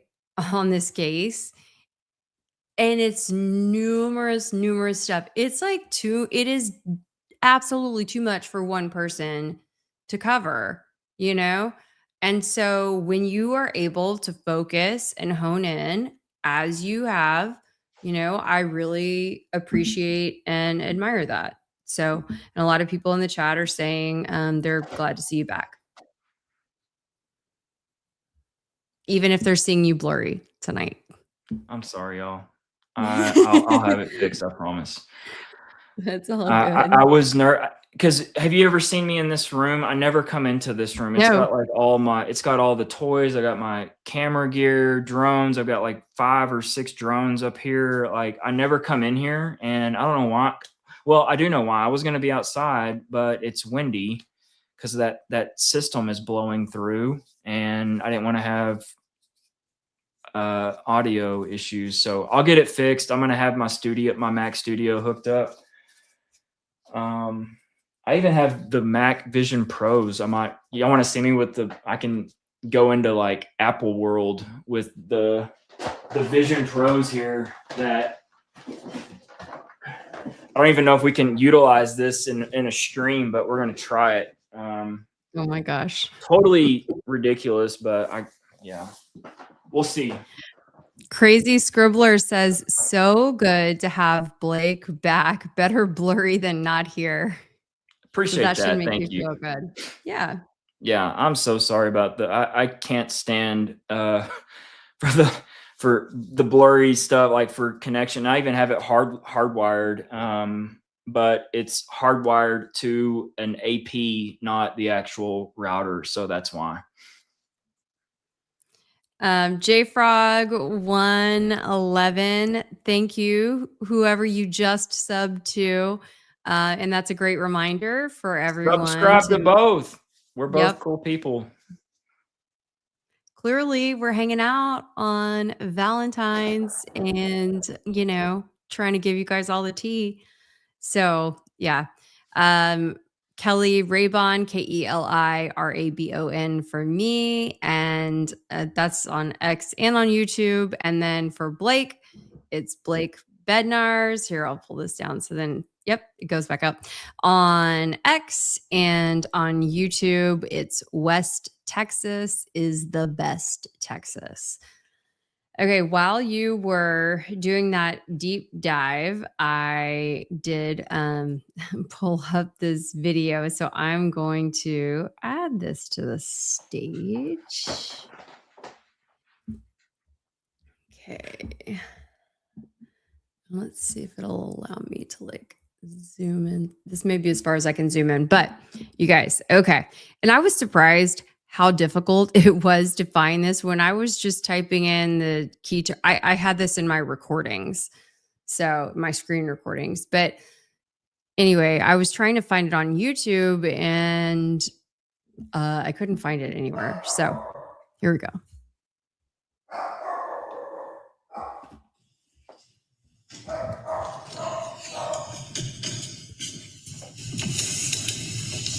Okay. Sorry for the dog again. But look, who do we have over here? What is Mikey doing? He's clenching. He's clenching the chairs, I guess, or something. Is he trying to hide? Is he trying to not be in the shot? Is he's got his hat low? I don't know, you guys. What do you think? Tell us in the chat what you think Mikey is doing. You know, this is like what I would imagine if you're going to an acting class, and I'm not talking like one of those acting classes that would be somewhere in Hollywood, California. I'm talking like if you're going to an acting class in Tulsa, Oklahoma, and the teacher in Tulsa says, all right, we're now gonna pretend that you just lost your best friend, and you're gonna try and grab on to the dolly of chairs because you need that stability because you're so fragile that you're about to just lose your ever living faculty, everything. You're just crumbling as a human. But the problem, Kelly, is we saw supercalifragilisticexpialidocious Mikey McCoy, cool as a cucumber, walk away at the very split second that the boom went off, and walk away like he's trying to get to a ride at Disney World, but he knows he's got the fast pass. So it's a brisk walk. He's not trying to get there because he doesn't have a fast pass. He's got the fast pass. So he's just cool as a cucumber, but he's still trying to get there. That would all work, but we saw how he was at the moment it went down. So, Mikey, if you're watching this, you're full of shit. Sorry, not sorry. Oh, yeah, not sorry. Not sorry. You see what no, Kelly? Like, this yeah, is not no, I mean, it's believable. like if he's trying to like get out of, trying to blend in, like your camouflage. He was told, okay, pretend like you're camouflage. I genuinely believe that there's someone here, Kelly, that's got the little. I'm not a film person, but what's the thing called, the board where they're like the slapstick? action. Yeah, slap. Mhm. Like, I believe that there's someone there that has that, and they're like action, and then it's turned on. Well, I fear that it might be Stacey Sheridan because I mean she was at the funeral home when just moments before filming Erica hovering over the casket. So I can they're different caskets too. I don't know. Yeah. I just don't know enough about the funeral world. That is it normal for people to jump in and out of a different casket? I have heard that it happens. Oh, it does happen? Okay, I just don't know that. That, I mean, I've but heard it's a that different it casket. happens, Okay. but I don't know how common it is. Like, what would be a reason? Like, Well, I mean, maybe if they didn't have the exact model that he really that he wanted, right? That he wanted, that they wanted or whatever to ship him off in stock and available yet at the time of this small viewing. That could be one reason that this one maybe was better travel size. I don't know. I don't know. I But just see it as kind of like,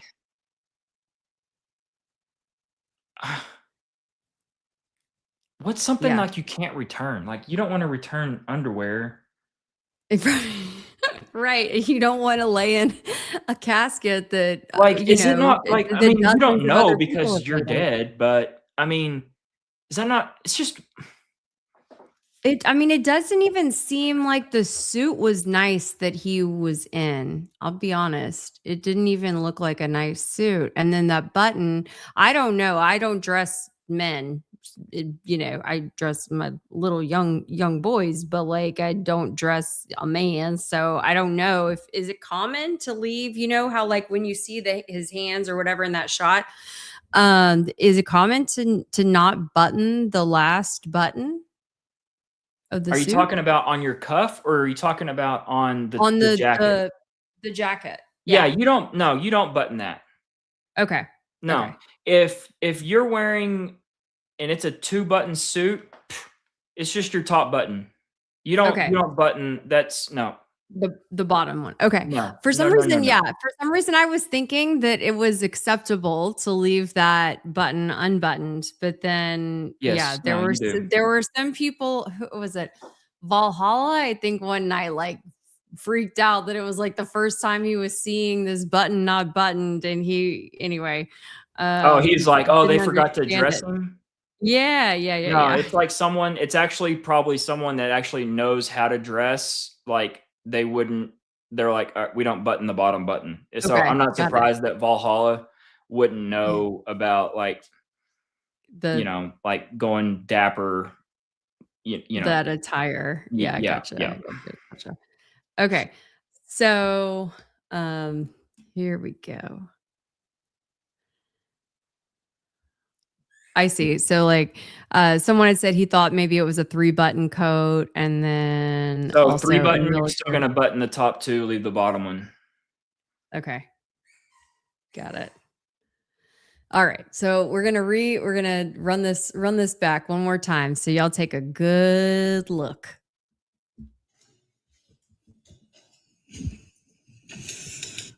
Oh gosh, look at the cringe. Look at the cringe.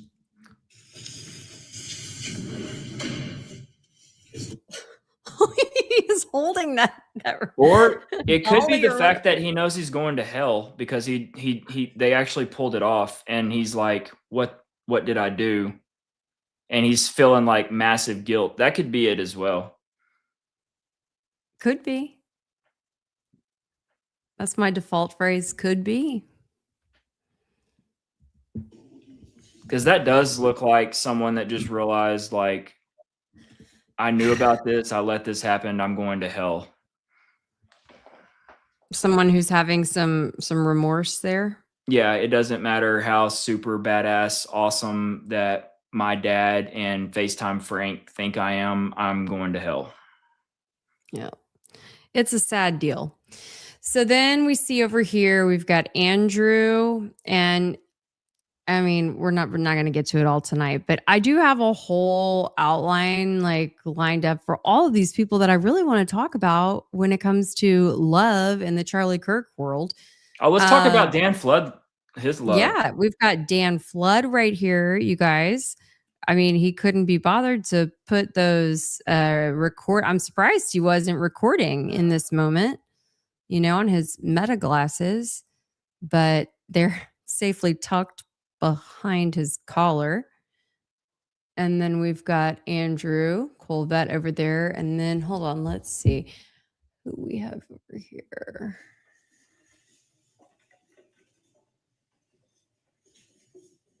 I might have to rewind it. I think is that a funeral home director on the front left, and then Might maybe, be. and then that's Gay Tyler. Yes.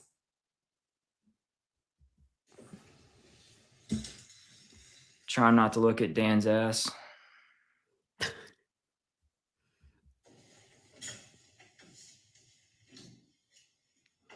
Yeah, of course. That's good call because that was oh god. Yeah, that's normal.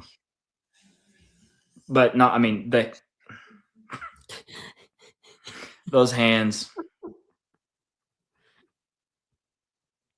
What's normal is the suit button, not the rest Yeah, of I the was saying not the not the suit button, commentary. like, now, That's normal. now, granted, I don't know what I've never had to like dress a body. I don't know if there's different rules for a deceased male wearing a suit if you button it. I just know like if when I'm wearing my suit or anybody, like the bottom button is unbuttoned. I don't know if that would apply to a body in a casket. Okay. I'll have to get ask the that. I'll bottom ask button. that to I have my a great suit- friend, to my suit girl. I have a great friend who works in the funeral home business. So I'll ask him, verify.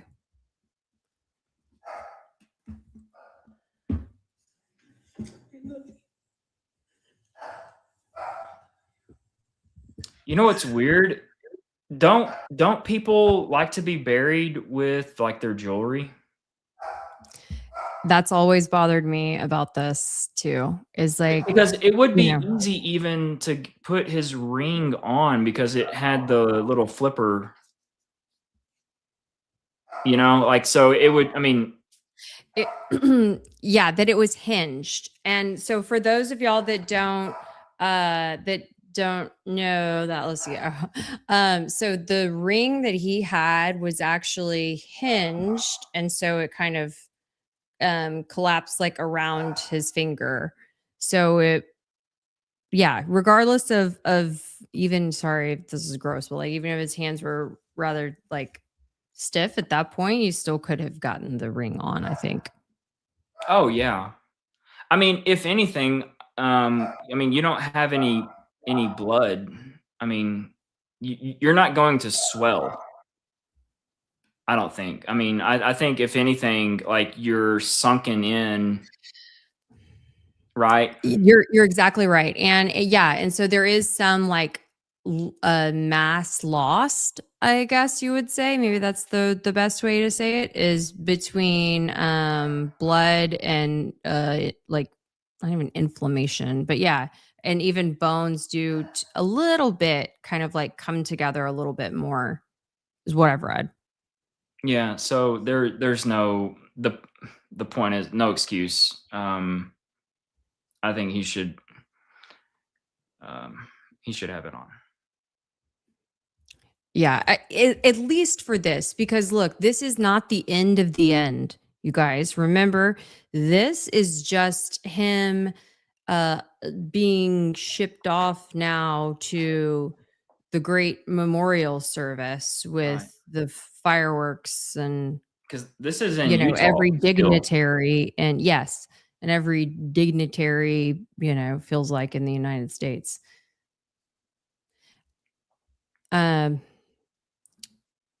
People aren't buried with their jewelry, most family. You know what? I would Yeah. say it's split. I mean, we could do a y'all, okay. Y'all let me know if you, this is just to generate some chat, but if you want to leave a 1 in the chat, if you think or you know people who have been buried with their jewelry, and a 2 in the chat if you would be like, nope, the jewelry needs to stay back on above ground where it belongs. Yeah, I'm gonna go ahead and answer. I would go 2. Like now that I'm thinking that through, unless, I mean, I wouldn't have. Yeah, I mean, you're gonna want to hang on to that. That's a valid point. Unless do they take it off? You know, like we're gonna have it on, and then I don't know. Well, that's the thing. That's the thing is that he was like he had we don't even know, y'all, if where his body is, if it ended up being buried, if it ended up being cremated, if anything, right? We know nothing, quite frankly. That's true. We Yeah, still I mean, 5 it months later, we don't know. it definitely was not at that State Farm arena in Phoenix. So this was not the end of the end. It's not like in this case they were taking him straight to the gravesite to go be buried. You know, like with a traditional viewing, and then you have your viewing, then you go to have your funeral, and then you go to the burial site. That's not the way it shook out in this scenario. Yeah. Anyway, Yep. Good stuff. That's a good point. Thanks for saying that. yes. Okay, hold on. Then I see we have a super chat in here too. Oh my gosh.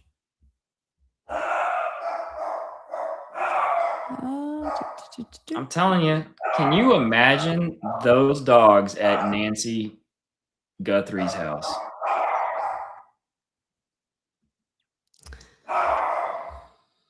I mean, that's the last house you're wanting to go try and kidnap someone.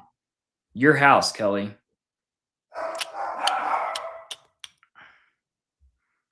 Preston and Paco ain't gonna let it happen. I can tell you that much. Thank you. Okay. All right. Let's bring us back up. The girl with the red hat. Here, I'm going to let you read this and I'm going to go get the dogs. All right. The girl with the red hat and camera to Charlie's right. She's absolutely involved and deceptive. She doesn't even take photos with her camera. She just casually walks away when Charlie was shot like an actress in a script. 100%. Couldn't agree more.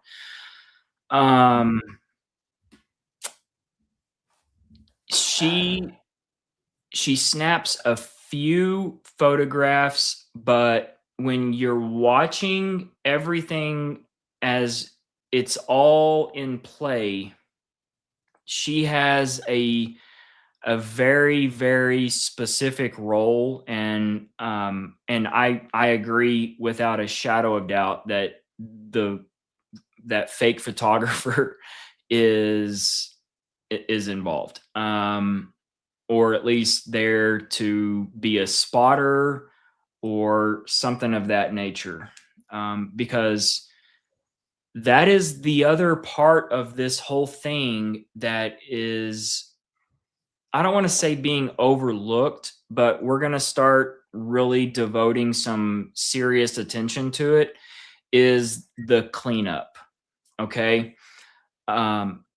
They were watching whoever was streaming. There was a couple of cameras that we don't know who they were. Okay. This is on the Adam Bartholomew video, the live stream that he did. People with nice cameras, men, and who are they? What are they? Who are they working for? I mean, they are not just your average, Salt Lake Tribune photographer, videographer. Okay. This is somebody different. So with that, there's this whole cleanup aspect. Okay. So I believe that when Charlie's already gone, okay, and you've got the team coming back in, you've got two plainclothed officers that are down there around the tent, along with Chief Long, running around like their heads are cut off. Okay. Chickens with their head cut off. Now the guy, the big boy in blue, he's got his service weapon right here by his chest. He's ready to draw down on anything, any threat he has. I mean, he's ready, right? Well, officer in red hat could not be concerned, could not care less about what all's going on. He is so concerned with who he's talking with on his iPhone that, I mean, he's just walking around sometimes with the barrel of the gun. He's gripping the barrel of the gun. Okay. So what's the point, Blake? Okay, this is the point. Number one, every other officer there that day is on a radio, a walkie-talkie. They're all talking closed communication with dispatch, with other officers. That's how they're communicating. That's how normal cops communicate. And especially in this situation, you're going to want to be on the radio. Well, old boy in the red hat is not. He's on his iPhone. Like he's getting an ass chewing from his wife or something. I mean, like, who's he talking to? Literally, who are you talking to? You're not talking to anybody that has a radio, because they're all talking on their radio. Okay. Now, what's the point? Here's the point. I believe that that officer is on the phone with somebody that is reviewing footage of where things exploded away and off of Charlie. At 7.5 minutes after Charlie's gone, that is when the red hat officer walks up to the front, and he's at this point got Blake Hariff. Blake Hariff is a guy from Abilene, Texas, a couple hours away from me. He's in the blue plaid shirt with a beard, no hat. He is pointing to Blake right there, standing next to him, where to go and look. This is when, and we've all seen it, when the entire security team assembles and they start walking the menorah in a line. They're not looking for anybody injured. Everybody has been out of the menorah for 5 minutes now. Okay. They are looking for small things, small items, small things that exploded away from Charlie. Okay. They are not looking for bullet casings or anything. Why are they not? Because Chief Long, they have already seen the person on the roof, because remember, per the charging document, per the PC affidavit, it is stated that a UVU uniformed officer at an elevated position, which is above Charlie on the Hall of Flags roof, spotted and heard the sniper round and went immediately there. Okay. That is what is in the PC affidavit. That's what's in the charging document. That's what made them go immediately there. Okay. So what are they looking for in the menorah? If law enforcement, your department, has already said, we've seen this guy on the roof up here, they're on their way there. They were there on the top of the Losi Center within a matter of 15 minutes or so. So what in the hell are you guys looking for, security team? What is the red hat officer, as he's on the phone, as he's been for a matter of 5 minutes now, and we've got video of him. I mean, he's sitting there pacing back and forth on the phone, walking right there at the tent. He's on the phone and points to Blake Hariff to go, and they start searching. Whoever he's on the phone with told him that something exploded and y'all need to go look right there and search. It ain't rocket science. Like, it is what it is. So what are they looking for? What is the person, the pink hat? I think it's a man. Pink hat person, blue shirt with that'd be our best guess.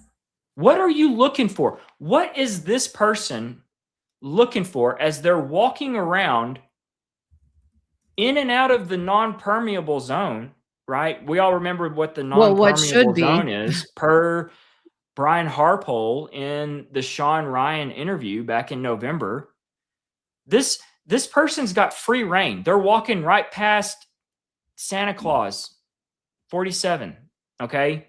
Santa Claus 47's there just making sure everything goes down without a hitch. So AKA Kit Kat is Butch looking Hib. for stuff, picking people's clothes up, trying to shake them out. What the hell are you looking for?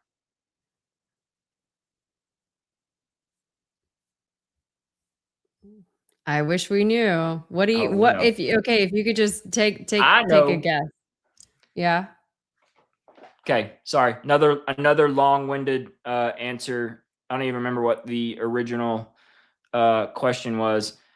But that's the cleanup. That's what we're going to get back into after, because this is where that AV team, or the people that were with the AV that I pointed out earlier, they come back into play after Charlie's gone. Okay. And this is where, super badass Mikey McCoy comes back as well.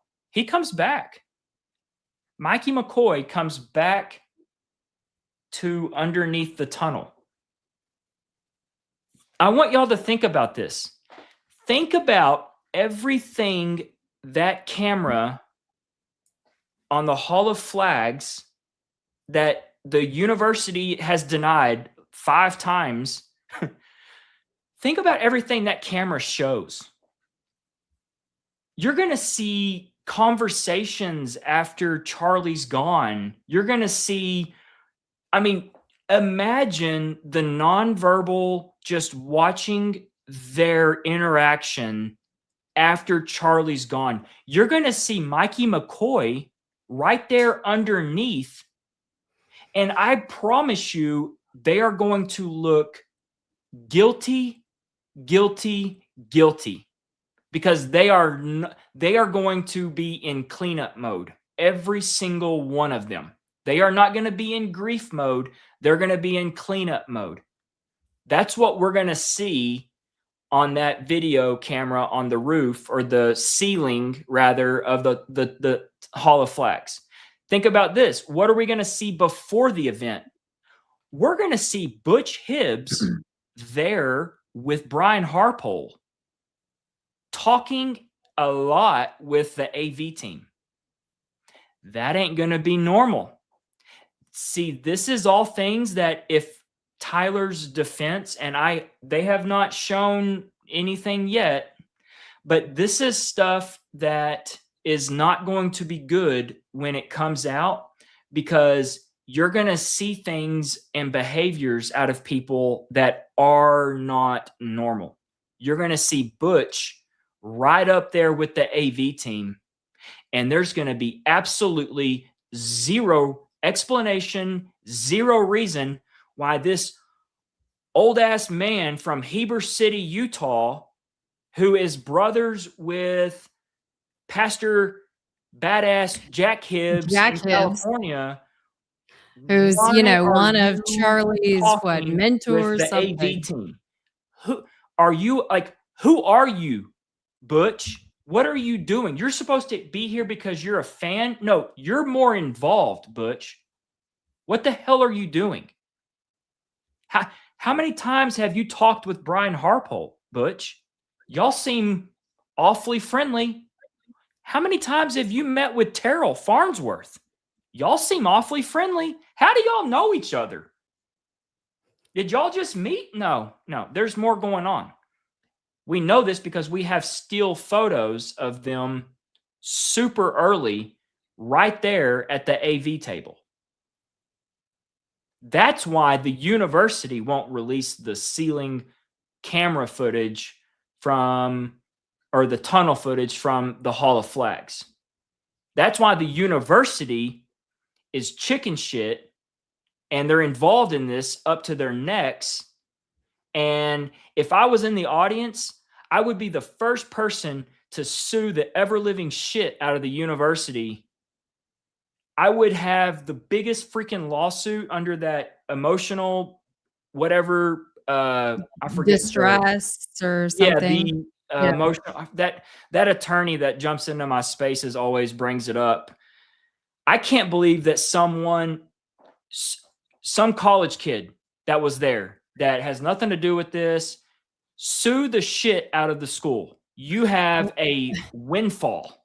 Okay, but then you see, Blake, why on the flip side of that, then it could be that people who were there potentially, or at least a decent amount of them potentially could have been placed there, especially in the closest, most impacted areas or in certain, areas, right? I mean, there's also the argument that there's kids who are going through college and they have been dissuaded. There's very tight Mormon ties, so you've got religious influence. You've got this, oh, your parents have just spent 4 years of and a whole lot of money on your education. You would really hate to not be able to get a job if you came after the university, right? So I've got 2 words. Gloria Allred. well, is that? I mean, yeah, I'd have to look and see. I don't know. I They mean, all obviously, I are know not she's a involved. bulldog, but I There's- don't know. I don't know if I'm sure somebody would take the case. Hey, I mean, I don't know what if I need to call up Tony Busby here in Houston and ask Tony if he's ever heard from anybody interested. I'm surely there's got to be, Do you I know remember for sure there's Travis some who people. broke down on Yes. live stream with Brandy and Billy? Yeah. Oh yeah, I was Do pushing. you remember the financial and all of the Do I hardship remember? that I was Travis has been interviewing him, facing? Blake. What was that? I said, you remember Travis describing all of his hardships that he's facing and all of the emotional turmoil and everything because Oh yeah. of what he witnessed. There's not a more strong person that's got a stronger of a case than Travis and everything that Travis has been through to sue the school, sue Turning Point, for, I mean, at the very minimum, they had absolutely zero security in place. And why no one has done any of this, at least to open up the door as a check and balance on the justice system to at least begin the process of being able to collect what would be considered discovery is beyond me. And So yeah. go ahead. Oh, well, I think that's a great point. And I communicated. I was interviewing him at that time. Yeah, Albeit that I wasn't there. I forgot you. Yeah, no, I Yeah, forgot that's all what I was about that. trying to tell you. I was like, yeah, of course I remember it. I was the one who kind of pushed him to to cry, but I'm sorry, I forgot. sorry, it's okay, it's okay. But I know that you've communicated with him, some too, and I wonder, has he made any attempt to seek any I don't know, anything from the university or from Turning Point or from anyone? And then a better question is, if it's no, why not? Well, yeah. I mean, I just didn't know if you'd asked him that. That's all. No, but I he wasn't does gonna ask him want to that do during an the live interview with stream. us. That was right at the doorstep of all the Yeah. extracurricular stuff that came in in Yep. January. So Before we- basically, yeah, that's where when the video comes out and look, what did we hear? 300 terabyte? 300 Yes. terabyte Or of data. 300 or 3,000, something over the top that they said Let's that just they were call it a like data center. downloading around There's the a clock. data center of evidence that was discussed at the last hearing, and they have it all. So this is what goes back to the point with what we expect as the public, that we expect no matter what the outcome is, if y'all are able to sucker Tyler into this second degree manslaughter type of plea where he's 2 to 15, we are still going to demand every ounce of that stuff to be released. And this is where it becomes paramount for any student, any spectator there that day to get lawyers on board, call Gloria Allred, get everything organized, be one of the first ones, and let's start. They have to know that there's still discovery in these civil matters. So, and that's going to be a real issue. Like, just imagine this. I mean, this is like literally a John Grisham novel on steroids, where you got Tyler Robinson who is offered a plea, takes a plea, is sent off to prison, and then we got civil suits rolling down with discovery, and then all of a sudden, lo and behold, the discovery comes out, and it actually shows that Tyler Robinson, there's no way whoever that was on the roof did what they did.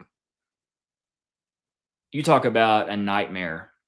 That's why I've always said it is in the best interest for the district attorney to do the right thing sooner than later, because the chickens is going to come home to roost. Okay? And it is not going to be easy to explain why you sat on something for 8, 9 months, 10 months, 15 months. I mean, dude, you knew about this when? Probably before Kash Patel left Utah. Which brings up a whole other thing. What was Kash Patel doing in Utah? He was finding screwdrivers on roofs that never made it into the charging documents, but also play a massive part. See, this this is what doesn't make any sense, is like that screwdriver is like that. It's like the wiggles. It gives the wiggles. They can wiggle into something and they can wiggle over here, because if there's no gun, well, it's because he assembled it, disassembled it. Like, what the hell's the screwdriver for? What's the significance of it? It was significant enough for them to talk about it.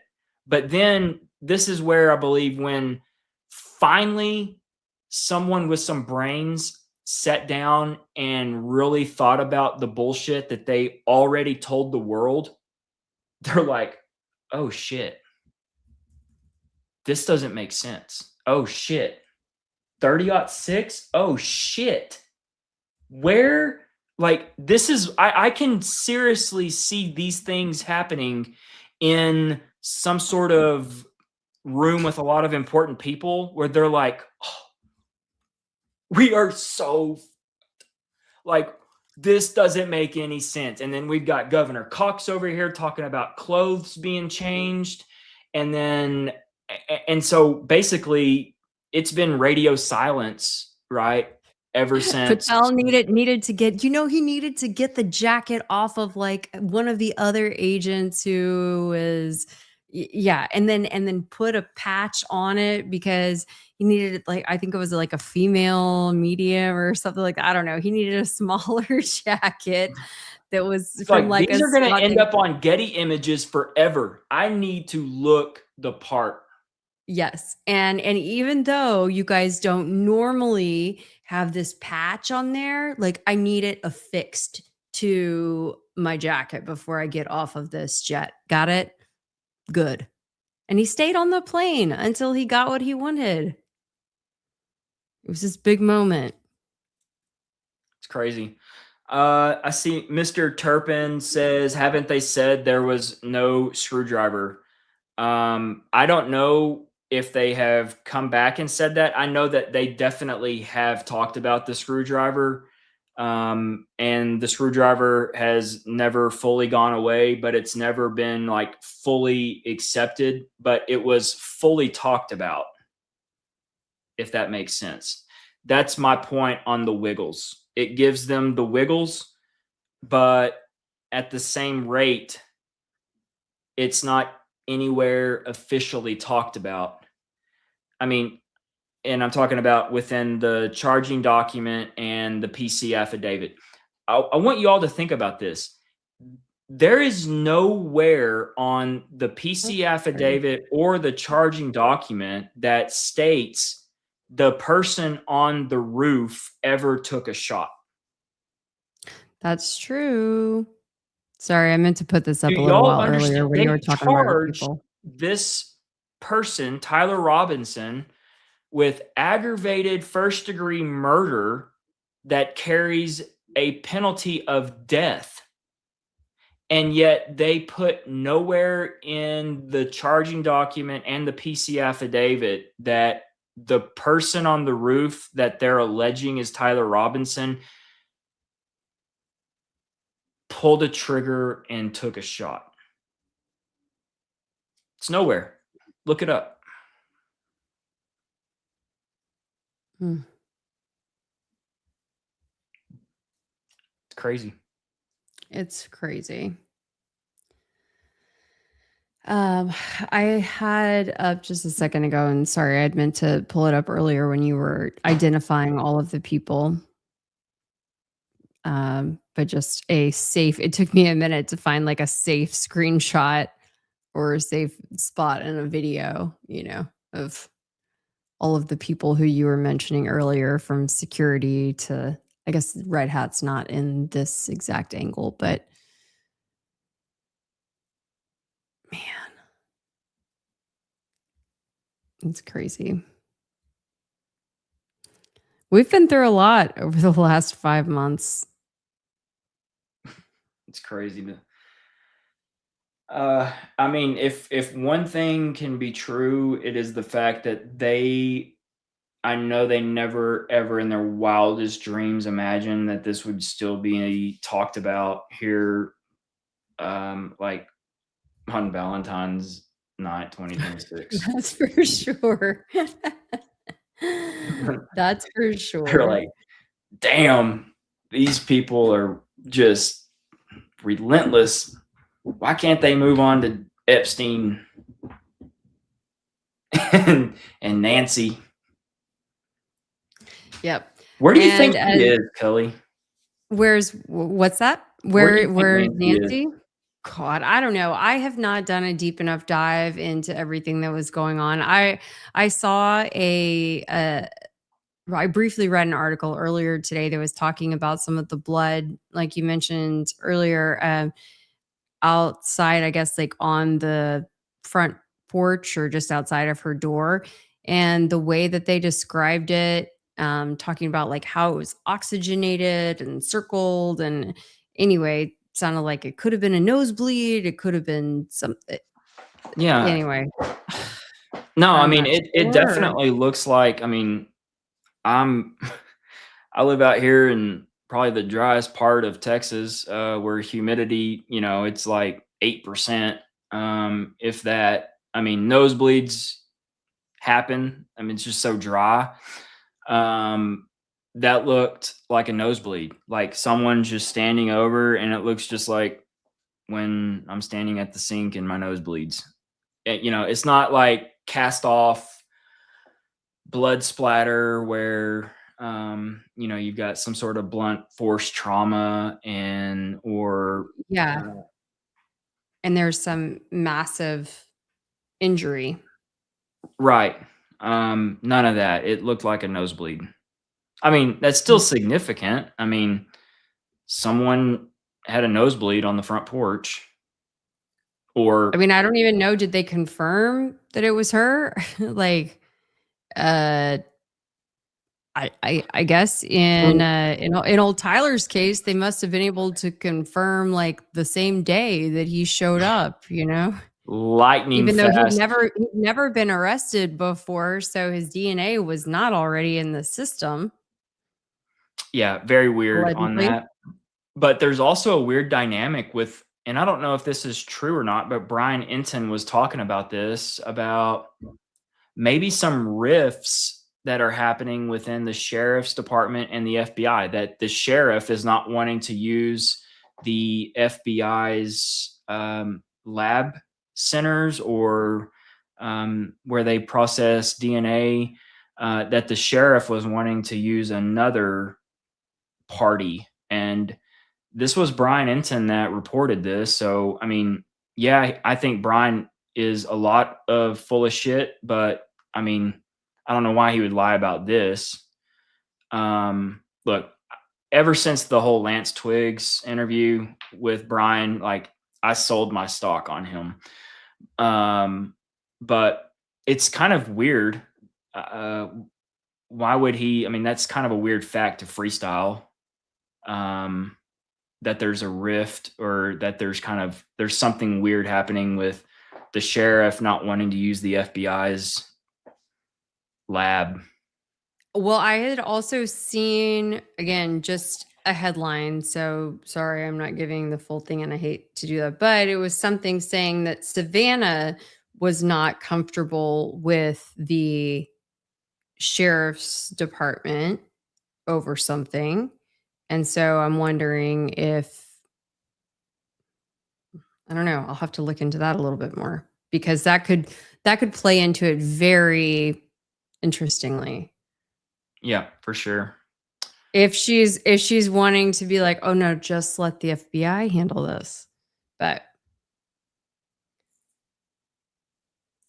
I need to verify that. So I have this, my flippin' journey. I have a screenshot of her at a restaurant with a good sized bandage covering a larger bruised area. Both show that she bleeds easily. I assume that you're talking about Nancy. I don't know. But if you do, feel free to send. I haven't seen that circulating or anything yet, but that doesn't mean it's not out there. I mean, I have, okay, so tying, okay, my flipping journey said yes. Well, you can feel free to email me if you want, kelly@kellyrabon.com, KELI@KELIRABON.com. I mean, I remember with my grandmother that she bled easily, especially for people at that age. A lot of times they are even on blood thinners and things like that, right? And so like their skin can be like paper thin, Right. and can bleed super easily. So you know what's strange? There was no forced entry though, right? well, okay, so I can say that, I mean, there could be, what time, do we know what time? I'm sure It was some people know. What time between did the 10 and person 2, show up? 10 Noon a.m. and or 2? 10 p.m. and 2 a.m. Oh, it was middle of the night. Oh, yeah, I wouldn't open my door for someone like that in the middle of the night. See, that's For my someone. point, is it's that doesn't make sense. Like that, why open the door to that person? But okay, was she all with it? Like, True. if she's an older lady, maybe she's not all with it. Maybe, who knows? Maybe she was expecting like an Amazon package by midnight or something. I don't know. You're like, oh, Amazon, they must have got new uniforms and they're wearing face masks. Well, no, the person's probably not standing like directly in front of, the peephole of her door. Like they probably, I guess. knock or something. I don't know. I'm just thinking of how you would get an elderly lady to open the door. And another way, and I mean, I guess they would have. Well, they didn't. Did they cat? Oh, he must have disabled. Did he pull the camera off? He pulled the Yeah, camera off, I would right? assume I think so. it looked like it was the newer generation of Nest cameras, so those still record to the cloud. Um, so yeah,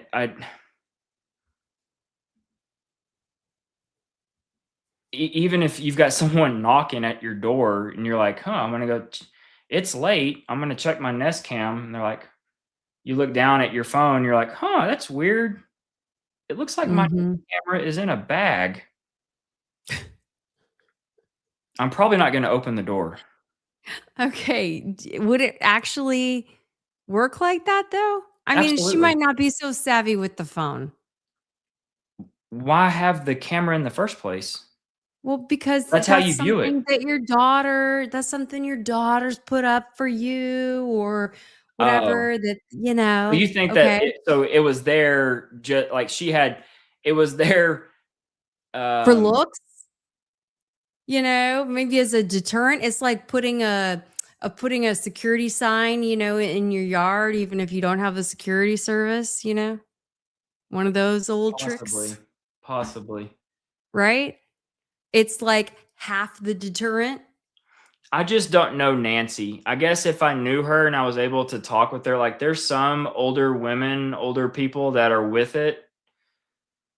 And then there's some that are not. I have a hard time believing that Nancy Guthrie was senile or was not able to access an app on her phone living in that, $1 million home in Tucson.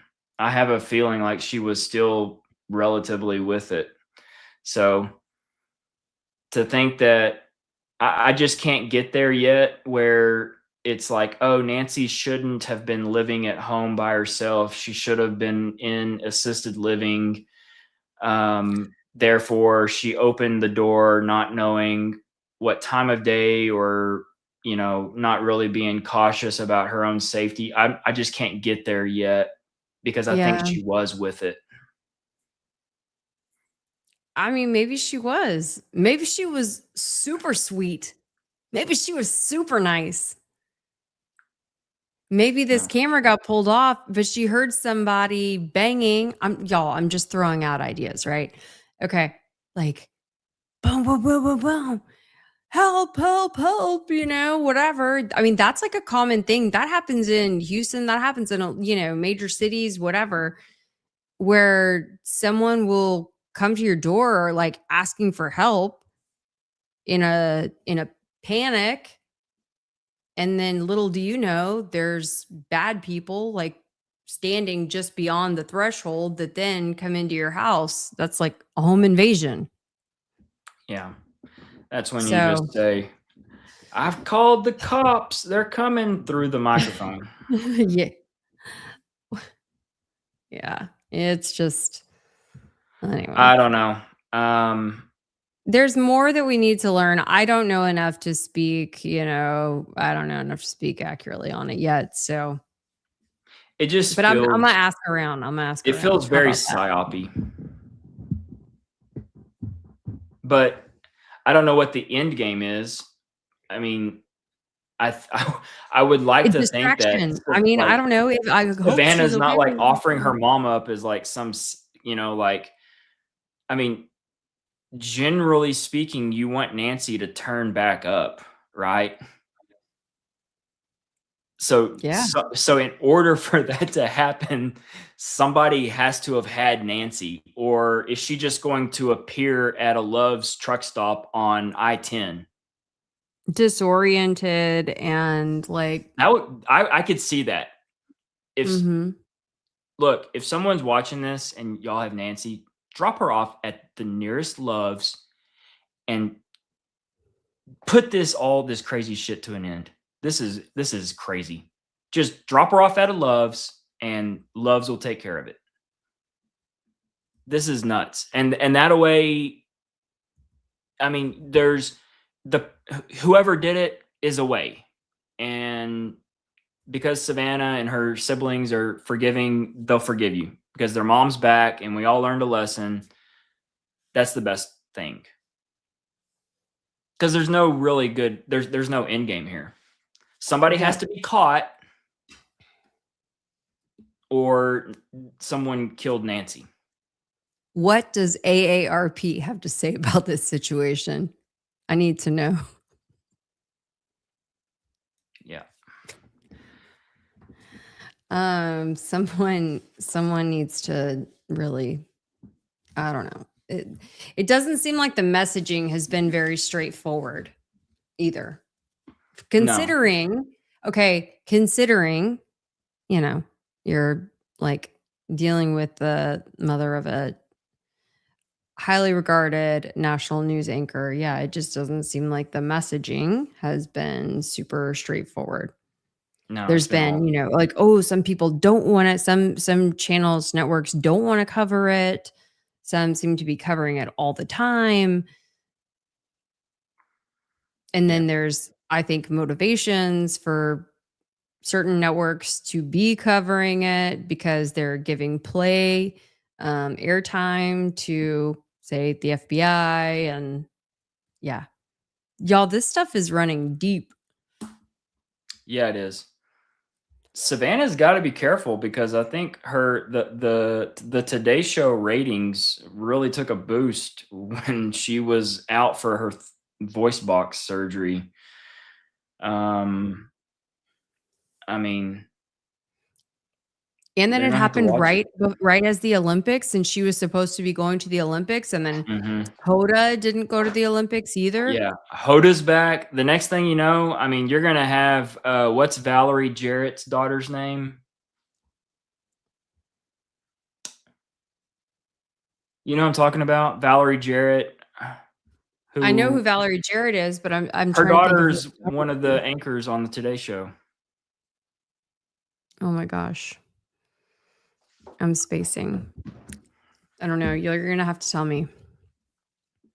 I have a friend on the Today Show and then a friend who makes many appearances as a reporter. But anyway, I need to.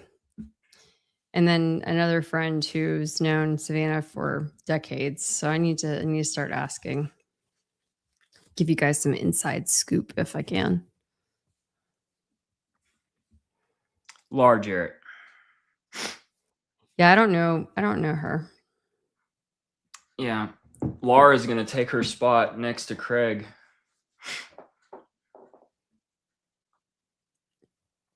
We had a couple of requests, okay? Mhm. Are you hanging in there okay, Blake? I'm getting I'm 27 minutes past pumpkin Turning into a stage. pumpkin? I know, y'all. Blake turns into a pumpkin after midnight. He's pretty I'm an old he sticks to man. his I'm schedule, okay? old. But we're rocking. Let's shoot. Okay. All right. Stick with me if you can. And if not, don't worry.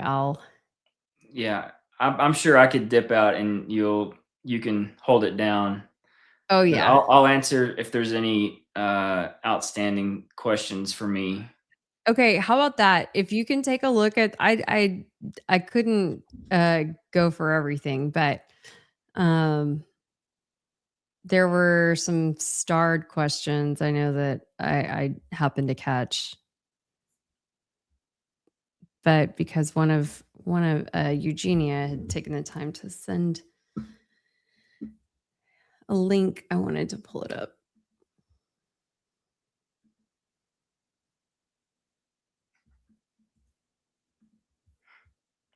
So pull up Jordan Henshaw, pull up his starred 1126. Okay. Okay. I think I told this to you last night. Mm-hmm. or the night before. So Jordan has done a brilliant thing with showing that something exploded under the shirt. Because he's basically showing what we've seen with the microphone or the necklace, whatever it is, something underneath there is what's causing everything. Okay? The one thing that Jordan is completely off the reservation on is that there's like a squib and something in his neck that explodes and there's tubes of blood. No, it's just the fact that they detonated something under his shirt and it struck him in the neck and caused him to actually bleed his own blood. Okay? So, if anything, like Jordan has done a great job by showing the fact that something exploded under his shirt. It's just not fake. There's no He says tubes. an overpressure event. Does that make does that resonate with you? I mean, there was something. There was a massive overpressurization. Yes, event that caused that everything under his shirt to do what it did. And Jordan has actually, even though it might not be the exact same delivery method, I mean, Jordan has shown it perfectly, the fact that this is what's happening that we all see underneath the shirt. It's just not fake. It's real. That's his real blood. That's his real blood that is bleeding out of his own neck. And I believe it's Jesse on Fire. And this is, this is going to get right in the way of the people that think, Charlie is in Valhalla or Tel Aviv. But that thing in his neck that's weird is actually real, because Charlie does something weird with his neck and his jaw and his mouth. He's got like this weird tick. And you can see this thing. I believe it's a muscle. It's like his muscle, because he's doing something with his mouth and his neck. And it's in every debate. You can go watch him debate. He does it always. He was not born with the squib ready to explode on September 10th. And that's what we're all seeing. No, we're seeing the muscle in his neck. And Jesse on Fire puts it in a video with that one close-up shot from Charles McClintock Wilson that we can see actually like some pepper, where some pepper is in Charlie's tooth. Yep. It's that detailed. And they're like, oh, you see this weird thing? No, that's his muscle. It's not, he snapped the shutter at the very moment that Charlie is doing that thing with his neck, is when he snaps the shutter, and we get that. It's not like a squib there. It's not. It may not be, but it doesn't look like anything. I mean, granted, we haven't had Charles McClintock Wilson's photos in, any other college event, right? But I have watched mannerisms and all of that too in countless events. And, I didn't see the whole, I don't know, there's just a few strange gestures and whatnot right here, I just reposted it. Everyone right now, go to my Twitter page. This has 245,000 views. Well, we don't want them to leave the stream. Just remember, they're going to leave the stream. Watch this video right here. And Charlie is doing this with his neck. You can see it. It is the same movement. It's the same bulge in his neck that Charles McClintock Wilson photographs. Right there. Guess where we're at? We're in Florida State. We're at Florida State right here, and it's the same bulge in his neck. You want to do it again? Here's another event. He even grabs it right there. Okay, I can't There's, see it, but I will look at it. I'm way overexposed on my camera, but it's there. It's there every time. It's and I don't know what it is. He's got like a medical condition. It's like a weird tick. I don't know what it is. I don't know what the diagnosis is. I just know that Charlie does this with his mouth every single time that he's talking. He's doing like, and he does. I don't know if he knows he's doing it or if he doesn't know he's doing it, but he's doing it. And you can see this thing. It's like a muscle that bulges out of his neck. It's not something that just appears on September the 10th. I'm excited to see this because I have not. Can you share the screen? Yes, that's exactly what I was just thinking. I'm like, wait, what are we talking about? I can share the screen. Sorry. You can do it too. Well, actually, no, not with your internet.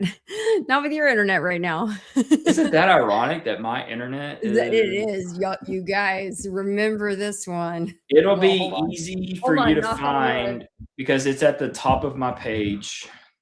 Knock on wood. Okay, let's see. Alrighty.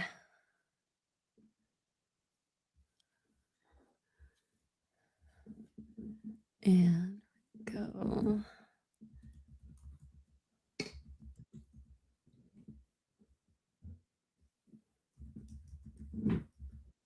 I thought you looked at every post I posted, Kelly. You just proved I do. What do you mean? Because you said you hadn't seen this. Well, I haven't. Because when did you post it? I thought you said you just posted it. No, like 2 days ago. Oh. I'm just messing with you. Well, as I had to let the legend know earlier, I've been a little occupied lately. Okay, post. Why is this showing? Hold on.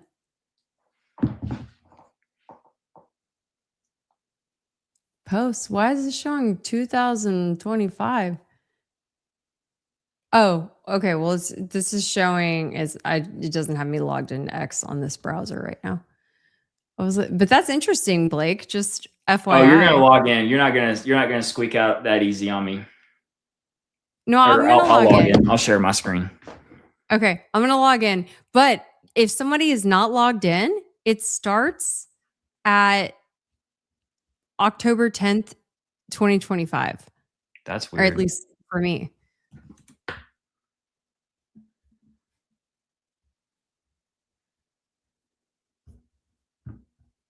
That's very strange.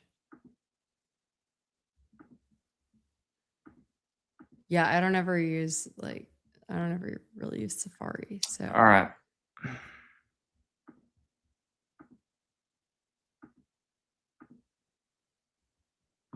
Can you add that to the screen? Mm-hmm.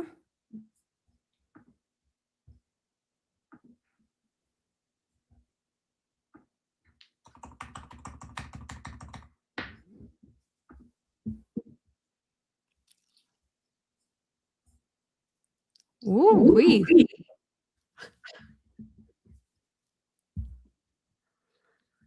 Right there. Right there. Not the same side. Oh. Okay, replay it. Not the same side, though. He's flipped.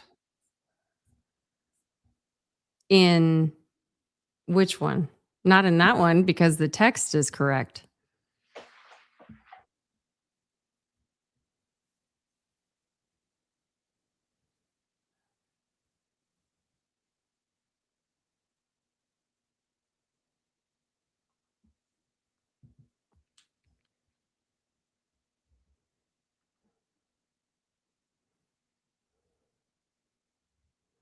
Interesting, though, how common is it for a man to wear like multiple different rings on his wedding ring finger? Very strange to me. But do you see this tick? Okay, there you go. He was grabbing on kind of that area. Okay. Oh, there we go. Oh, okay, there. I kind of see it there. Ish, maybe. Okay, you have to remember I screen recorded this from TikTok, so it's not like Charles McClintock detail.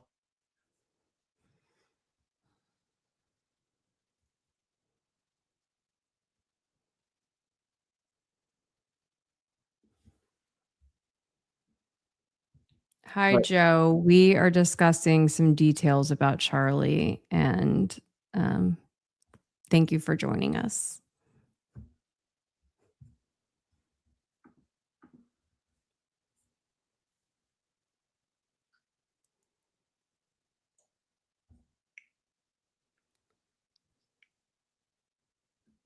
That's interesting.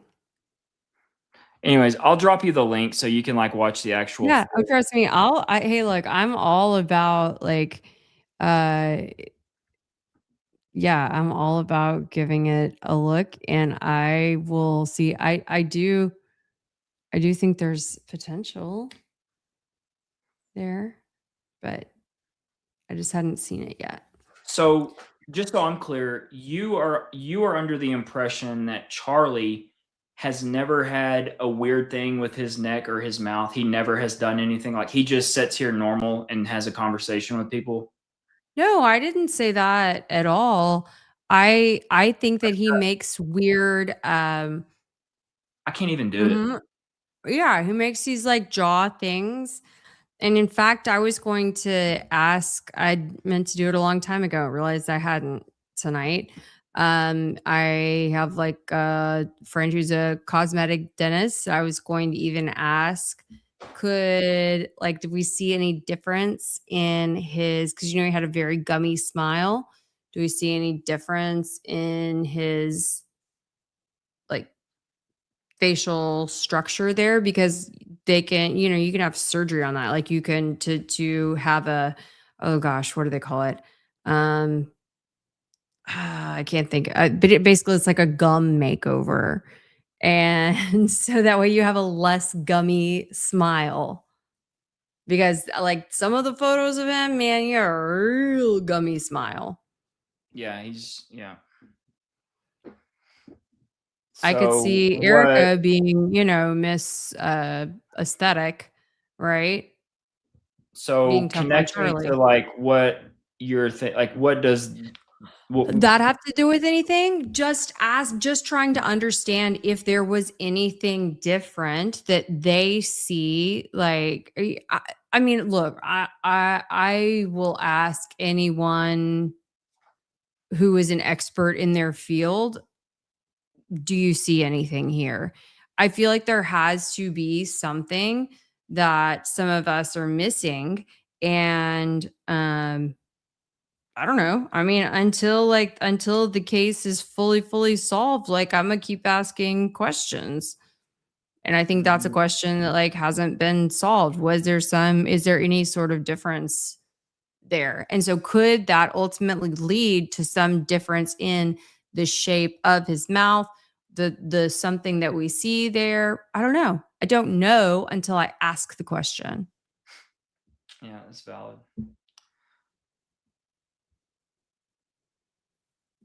Well, I just know that this thing here is it's with him. It's been with him, and there's not like something planted in there. So anyways, back to the original thing. Yes, Jordan is correct in the fact that he has demonstrated that something exploded underneath Charlie's shirt where the bus drops Jordan off is where the fake death thing comes in, because it's not a fake death. It's actually something that's actually exploding. And pretty soon, look, if we had the same tenaciousness of people, like if we were to have that sort of tenacity of going after, like asking about squib packs and cosmetic dentistry and other things, if we had that kind of tenaciousness talking about explosives on things that could have exploded, then we start getting somewhere. Okay. I mean, tell me, like, I just don't know who it is. I just don't know who, because apparently those people all died. Well, They all exploded in a. We can't go ask. Or there's one person. One person lived. yeah. Okay, then I have other alternative ideas. And this is the beauty of what happens when we get to talking. It's just the challenge is you know, doing an investigation, which I always come back to with my background being an investigative journalist in the TV world, right? Like I am like the squirrel who like fills my cheeks up with all my stuff, and then I'm like hoarding it for the winter. And I'm putting together like my whole feast. Well, mark my And words, Miss Chipmunk Squirrel here. The day that you begin to look into things with that sort of tenacity, tenaciousness, whatever, into an actual explosive is the day that we will actually start getting somewhere. okay, well, to give me some credit, I was the one who brought John Bray back onto the scene, and he will tell you that as well. He's been doing his work the whole time, but no one was talking about him for months. And, I brought him back You onto 100% YouTube and, were. Got him onto the show with Trigger Smart, and then it kind of Like, you understand my cascaded point, though, from Kelly. there. Yeah. Yeah. Like, you brought him on, but do you believe him? I do. Yeah. And Oh, I okay. yes, I do. I possess the ability to investigate, and because trust me, I'm talking to John Bray like frequently. Okay. And so I possess the ability to be able to hold two potential truths at once and investigate with vigor both of those. I know John's like low key, but have you and John ever got like, I can't see John, like John's kind of quiet but smart. Like has he ever been like have y'all ever got into it over like you think he faked his death and John's like no way. Like have y'all ever gotten into like a dialogue just off camera? Yeah. Like what you and me have done? Yeah, like I would say it wasn't the way that you and I kind of raise our voices. I mean, we don't raise our voices that bad, We're but passionate we get a people, little we Kelly. get a little excited, John is super chill. Like he matches my energy, but Belligerent. yeah, I mean, Hang on, he who said told it? me early on Sleuthy Sleuth with wouldn't know belligerent if it sat on Sleuthy Sleuth's face. oh gosh. Passionate. They So said so y'all passionate have for the word. so Yes. y'all have kind of got like had disagreements, or he's been like, hey, no way. Yeah, he has told me, like, Kelly, I appreciate that you believe that, and this was like even back in October. Like, I appreciate that that's where you're at. And I tell people that, if they're not up to speed, with where my head's at, I tell people that like upfront, like, hey, this is what, because I have no problem saying what my theory is, or where, what my instincts tell me. Okay. What my instincts tell me. Could be wrong. And Well, I know that I've picked the hardest option out there, which sucks. Okay. I wish I picked a whole lot easier option to try to prove out, but it's a pretty fucking hard one. Excuse me, my language. It's a pretty freaking hard one. it's 10 minutes till 1 a.m. You can say fuck all you want. Okay. Okay, so here's the deal. First off, John Bray is the strongest person that we could possibly have, at least for me, in this corner, because he's actually someone that can explain it on a level that is super complicated. Okay. but I am just going to reiterate this point.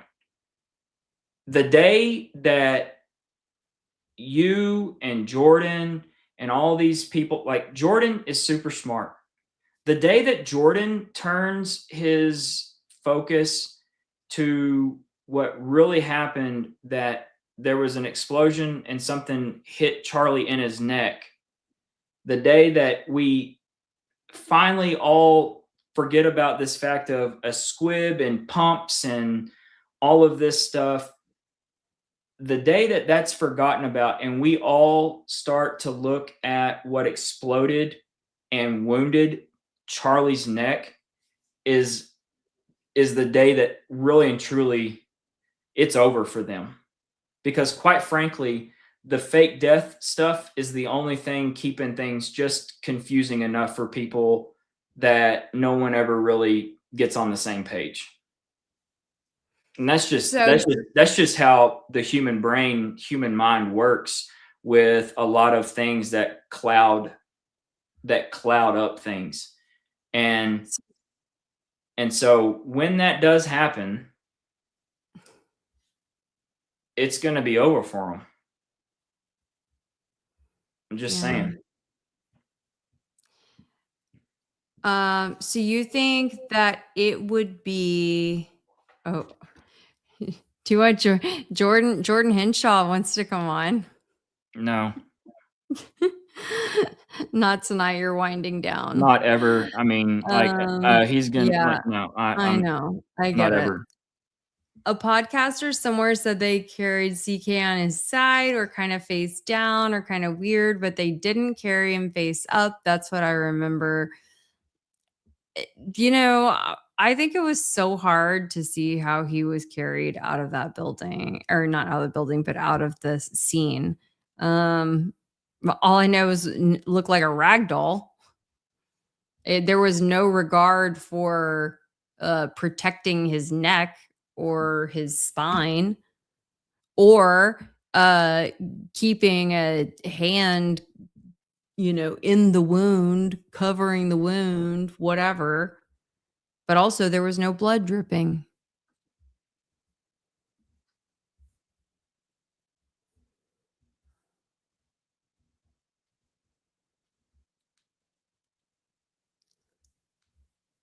Okay, the legend, you need to back off, buddy.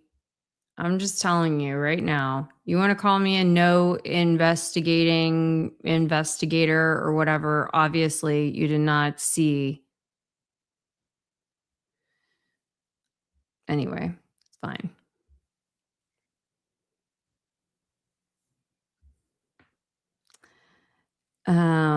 Oh, okay. Blake, the blood amount. Tell me, how did it happen? What about it? Like, how was there such a small amount of blood?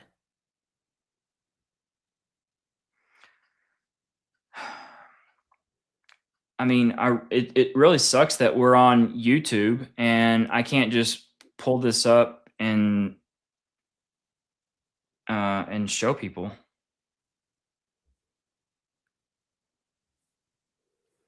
Yeah.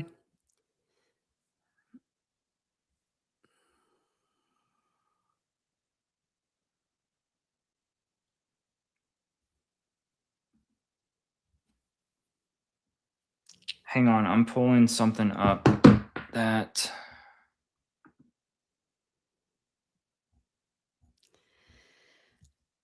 So just to speak to this, I am not a medical professional, but I have spoken to multiple medical professionals, surgeons, very experienced trauma nurses, and to cardiologists, and the vast majority of medical professionals that I've spoken to have said it did not appear to be enough blood. The color seemed to be unexpected or off to them.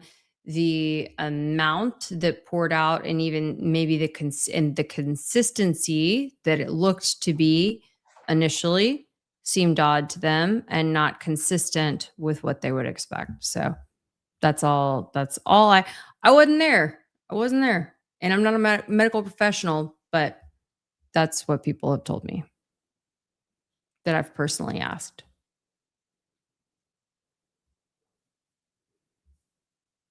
But I mean, maybe something's different when it's a more like smaller, superficial. Although, I mean, that was a pretty good sized wound from if it would have been from some sort of shrapnel. But like, anyway, what does it hit and how?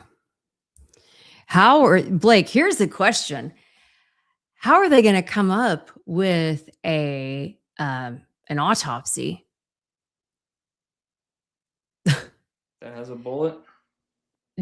Yeah, that matches a 30-06? Yeah, they're not.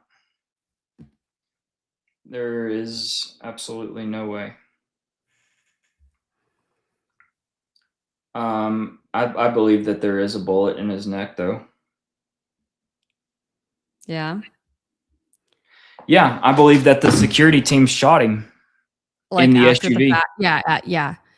Well, and that's why I say the thing about the Charlie being alive is that I can't attest to what happened once he was whisked away from UVU.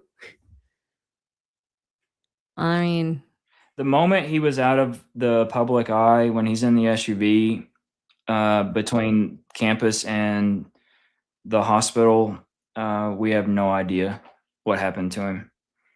their But story it's just- sounded so crazy. It's just very strange to me that Brian Harpole is so adamant about the fact that he knows that they're going to find a bullet in his neck.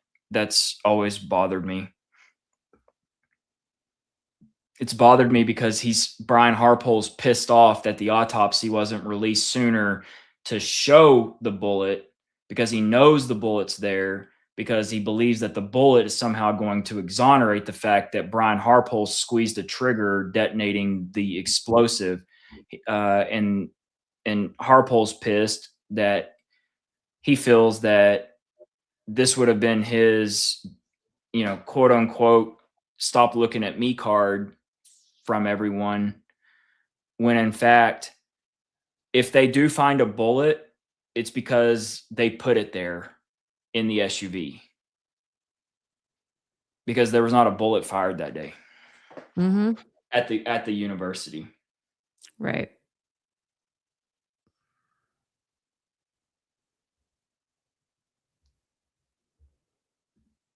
All right, so I can't put this on YouTube.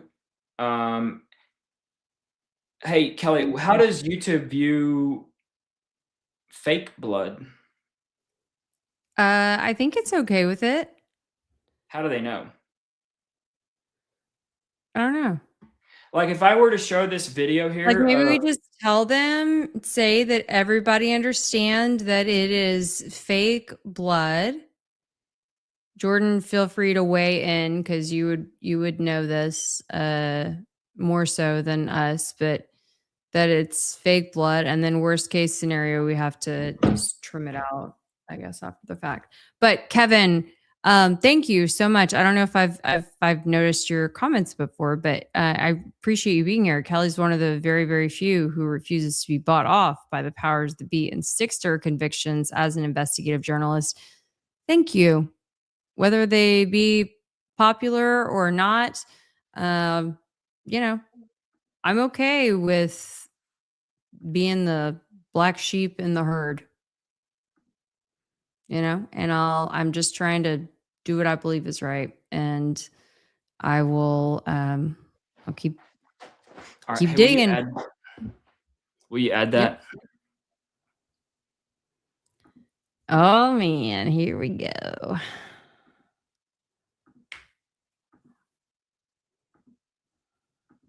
Construction from start to finish.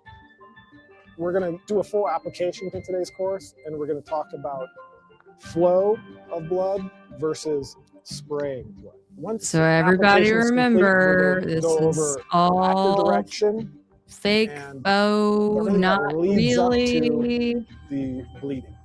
And The finally, real we're going to deal. act out the death scene or the blood gag so you can all see it. Why I love blood effects is because it's the one thing Oh. you can do on set Jordan that said don't everybody do on the it. crew looks forward to.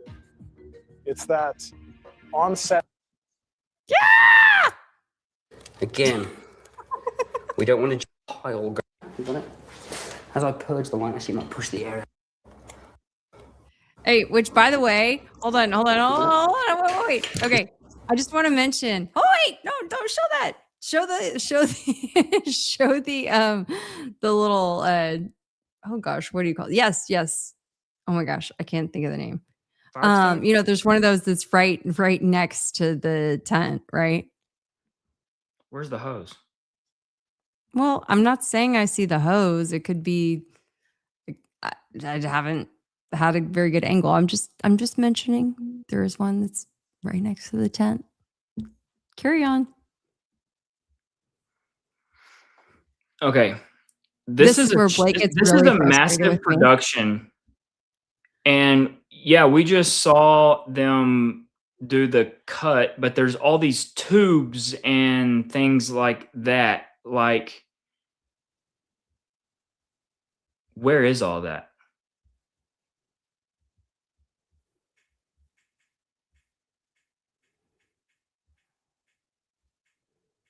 Y'all don't worry. We're going to end this Valentine's stream on a happy note.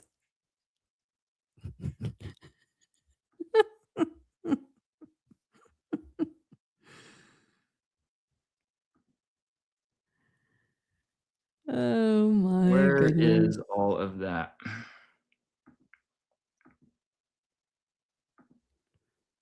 Do you want okay, is there something is okay, well we can look at that the rest of Okay, that so clip I just later, but posted yeah. on X again on my page. Zoomed in, slowed down of it happening right here in the window. When we're done here, everybody go watch it.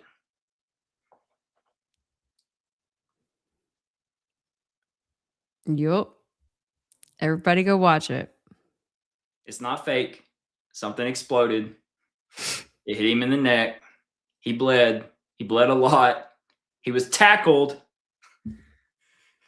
by Dan really quick.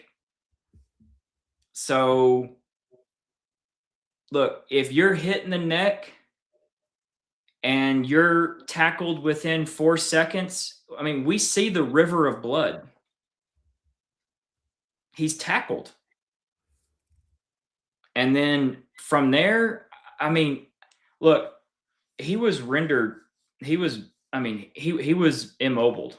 Okay. So he is gone within 45 seconds. 45 seconds is not a lot of time.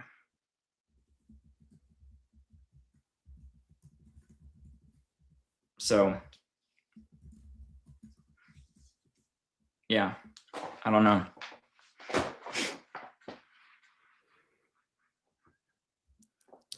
So then in that case, Blake, do you think that how many people there do you think like the entire how many people were in on it? The entire security team. And TPUSA too. Mm-hmm. Like all of the staff. The guy in the blue. But none of them were like shedding a tear. None. So they really just didn't even like Charlie? Like, was he just a real jerk to them behind the scenes? They didn't give a care?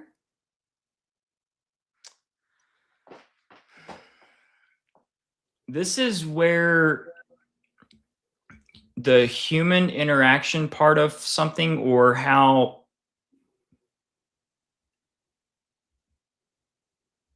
if someone comes to you and says, hey, you're going to be a part of this, I don't know how you say no. This is what's so difficult to really, really digest.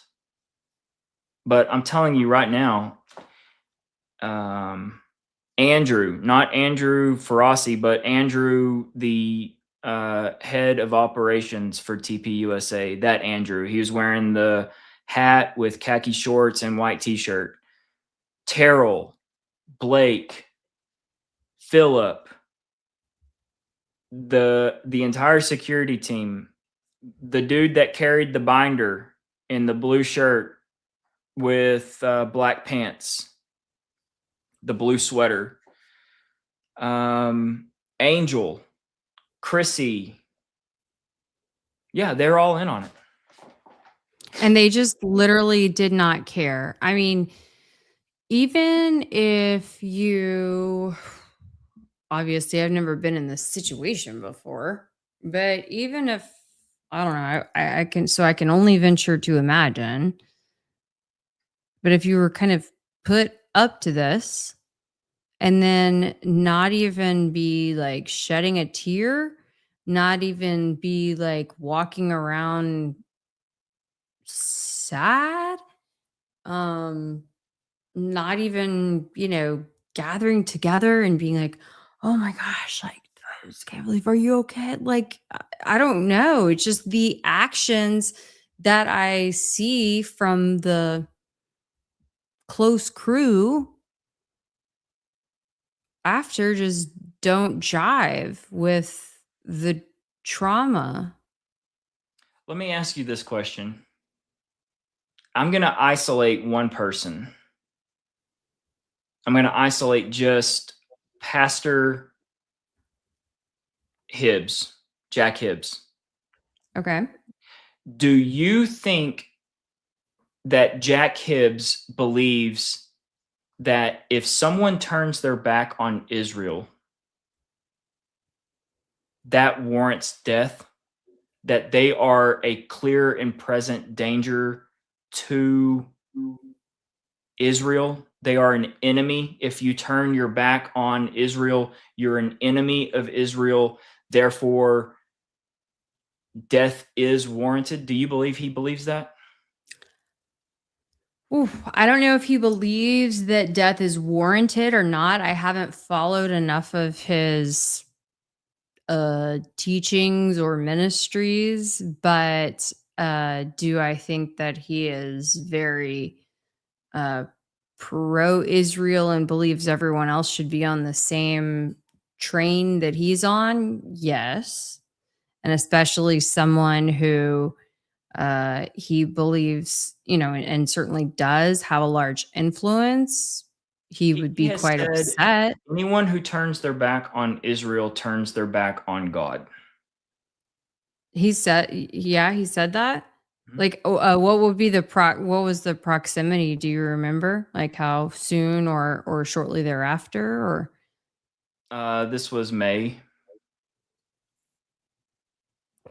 I think there was a lot that went down there was quite the acceleration, I believe, that happened between the election and September 10th.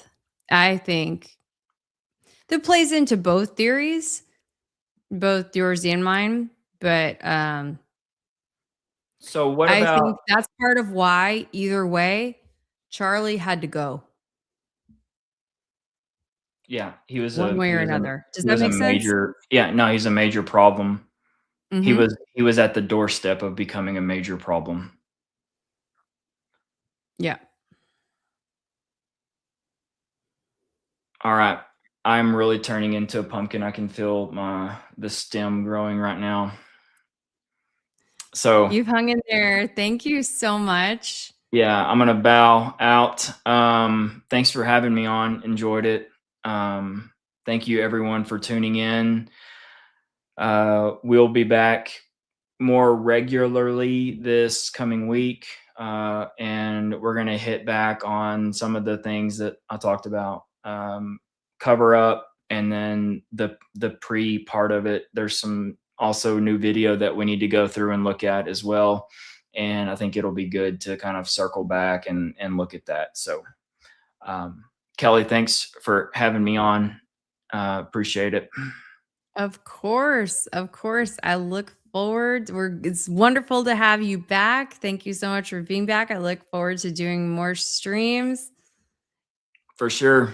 All right. Well, have a good night, everyone. Happy It said, Valentine's. good night, Blakey. Good night, Blakey. We're now past it. Good night. Bye. All right. Bye, y'all. Thank you guys so much for joining. Man, I'll tell you what, I guess I'm going to have to do a whole other stream tomorrow because I have all of this stuff I was still wanting to get into. I had so many different parts of this love story, not just with Erica, but with the TPUSA family, with politics and power. And oh my gosh, who wanted to take things from, of course, there's a Candace section. I should have started this yesterday. There is so much to talk about. Okay, will it feel too late to do a full-blown, like, I don't know, Charlie Love stream tomorrow and all this stuff? I prepared a whole lot, but it was very nice to get to really do a deep dive and have fun talking with Blake, as always. So y'all let me know if you want to hear more of that tomorrow, and if so, would definitely love to go with you or go through all of that with you.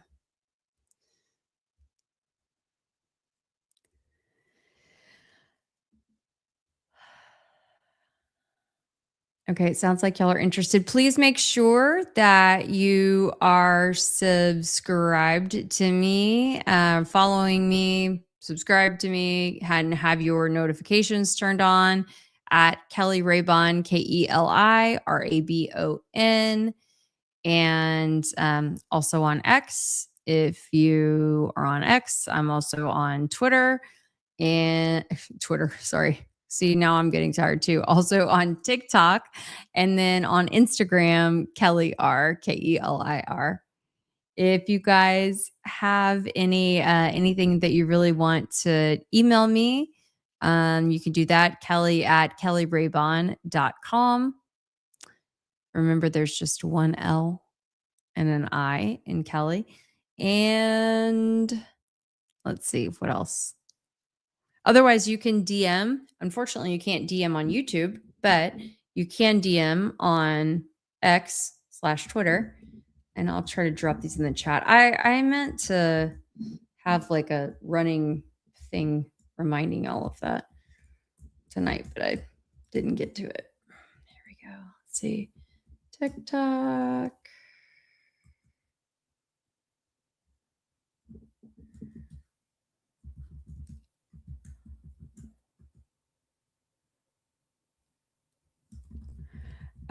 Michelle, thank you. So Michelle, it's very, very nice. Thank you so much. So, how you can send me a super chat? You can send a super chat here, or you can also send, if you prefer to send. I'm trying to think. Is it PayPal or Venmo or Cash App or whatever? Because then they don't take the fees. I think YouTube takes 30%. So I was just monetized in January, and I just learned for the first time they take 30% off the top. So it's a good chunk of change right there. Let me see. If any of those, let me pull up what my. But it's okay. If you prefer to send it through YouTube, by all means, anything is obviously very much appreciated. Very, very, very much appreciated, and super, super kind. So yeah, my Venmo is Kelly Raybon, KELIRABON. Yep. Yeah. Venmo is Kelly Raybon. I appreciate that. Yeah. I haven't even figured it out yet if it's 30% and then taxes are taken out on top of that. I'm waiting to get my first check from them. Let's see. I don't know. I think within the next like 2 weeks or something from January. And so, yeah, but I know for sure that it's over 30% taken out. Crazy. Jordan said, I just got paid this past week, but I have no idea how it was calculated. That's kind of crazy, right? Like, I guess. How many days a week am I live? Well, my goal would be to be live most nights of the week. Most nights of the week. And I have been a little off that goal the last few weeks, but I'm now trying to get back on that. And so, yeah. But make sure that you are subscribed to me, and then you can turn the notifications on. There's a little bell. And when you first click on it, it says like customized or personalized or something like that. But when you click on it, you can turn on all, and then it should, in theory, send you a push alert anytime I'm posting like a video that says, hey, I'm going to go live in an hour. Or if I post something saying, hey, I'm going to go live at 8 p.m. or whatever. Everyone continues seeking the truth. Absolutely, Holly, for sure. That's what we have to do. And we just have to keep working together. We have to keep working together. Wayne, thank you so much. Even though I know we don't see necessarily eye to eye on everything, I so appreciate you being here. You know, I create I'm like so not, and I'm not like a super zen whatever person, but I do try to make a safe space for everyone to be able to have their opinions heard and appreciated. So thank you so much for the comments.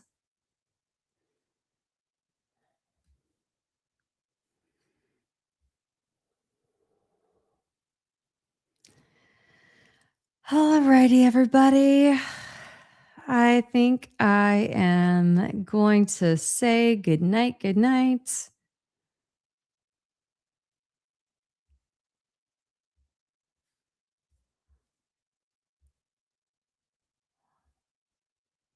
Let's see here.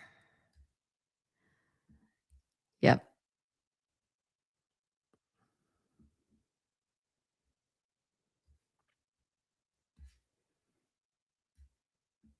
Thank you. Thank you. Okay, you guys, it's been so fun hanging out with everybody. Again, please make sure that you are following me.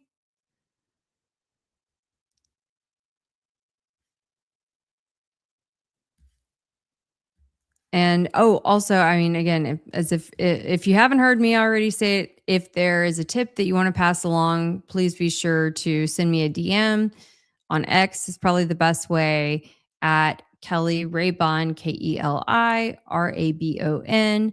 I mean, you can leave it in a comment on a video if you'd like. I try to make sure that I'm keeping up with all of my comments, but just if it's something sensitive, you probably don't want the world to see it.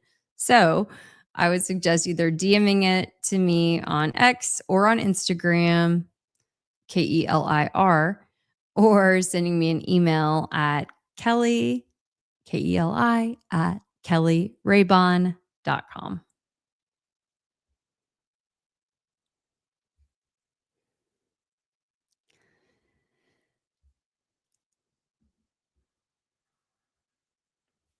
Okay, good night. Good night. I hope you guys had a fantastic Valentine's Day.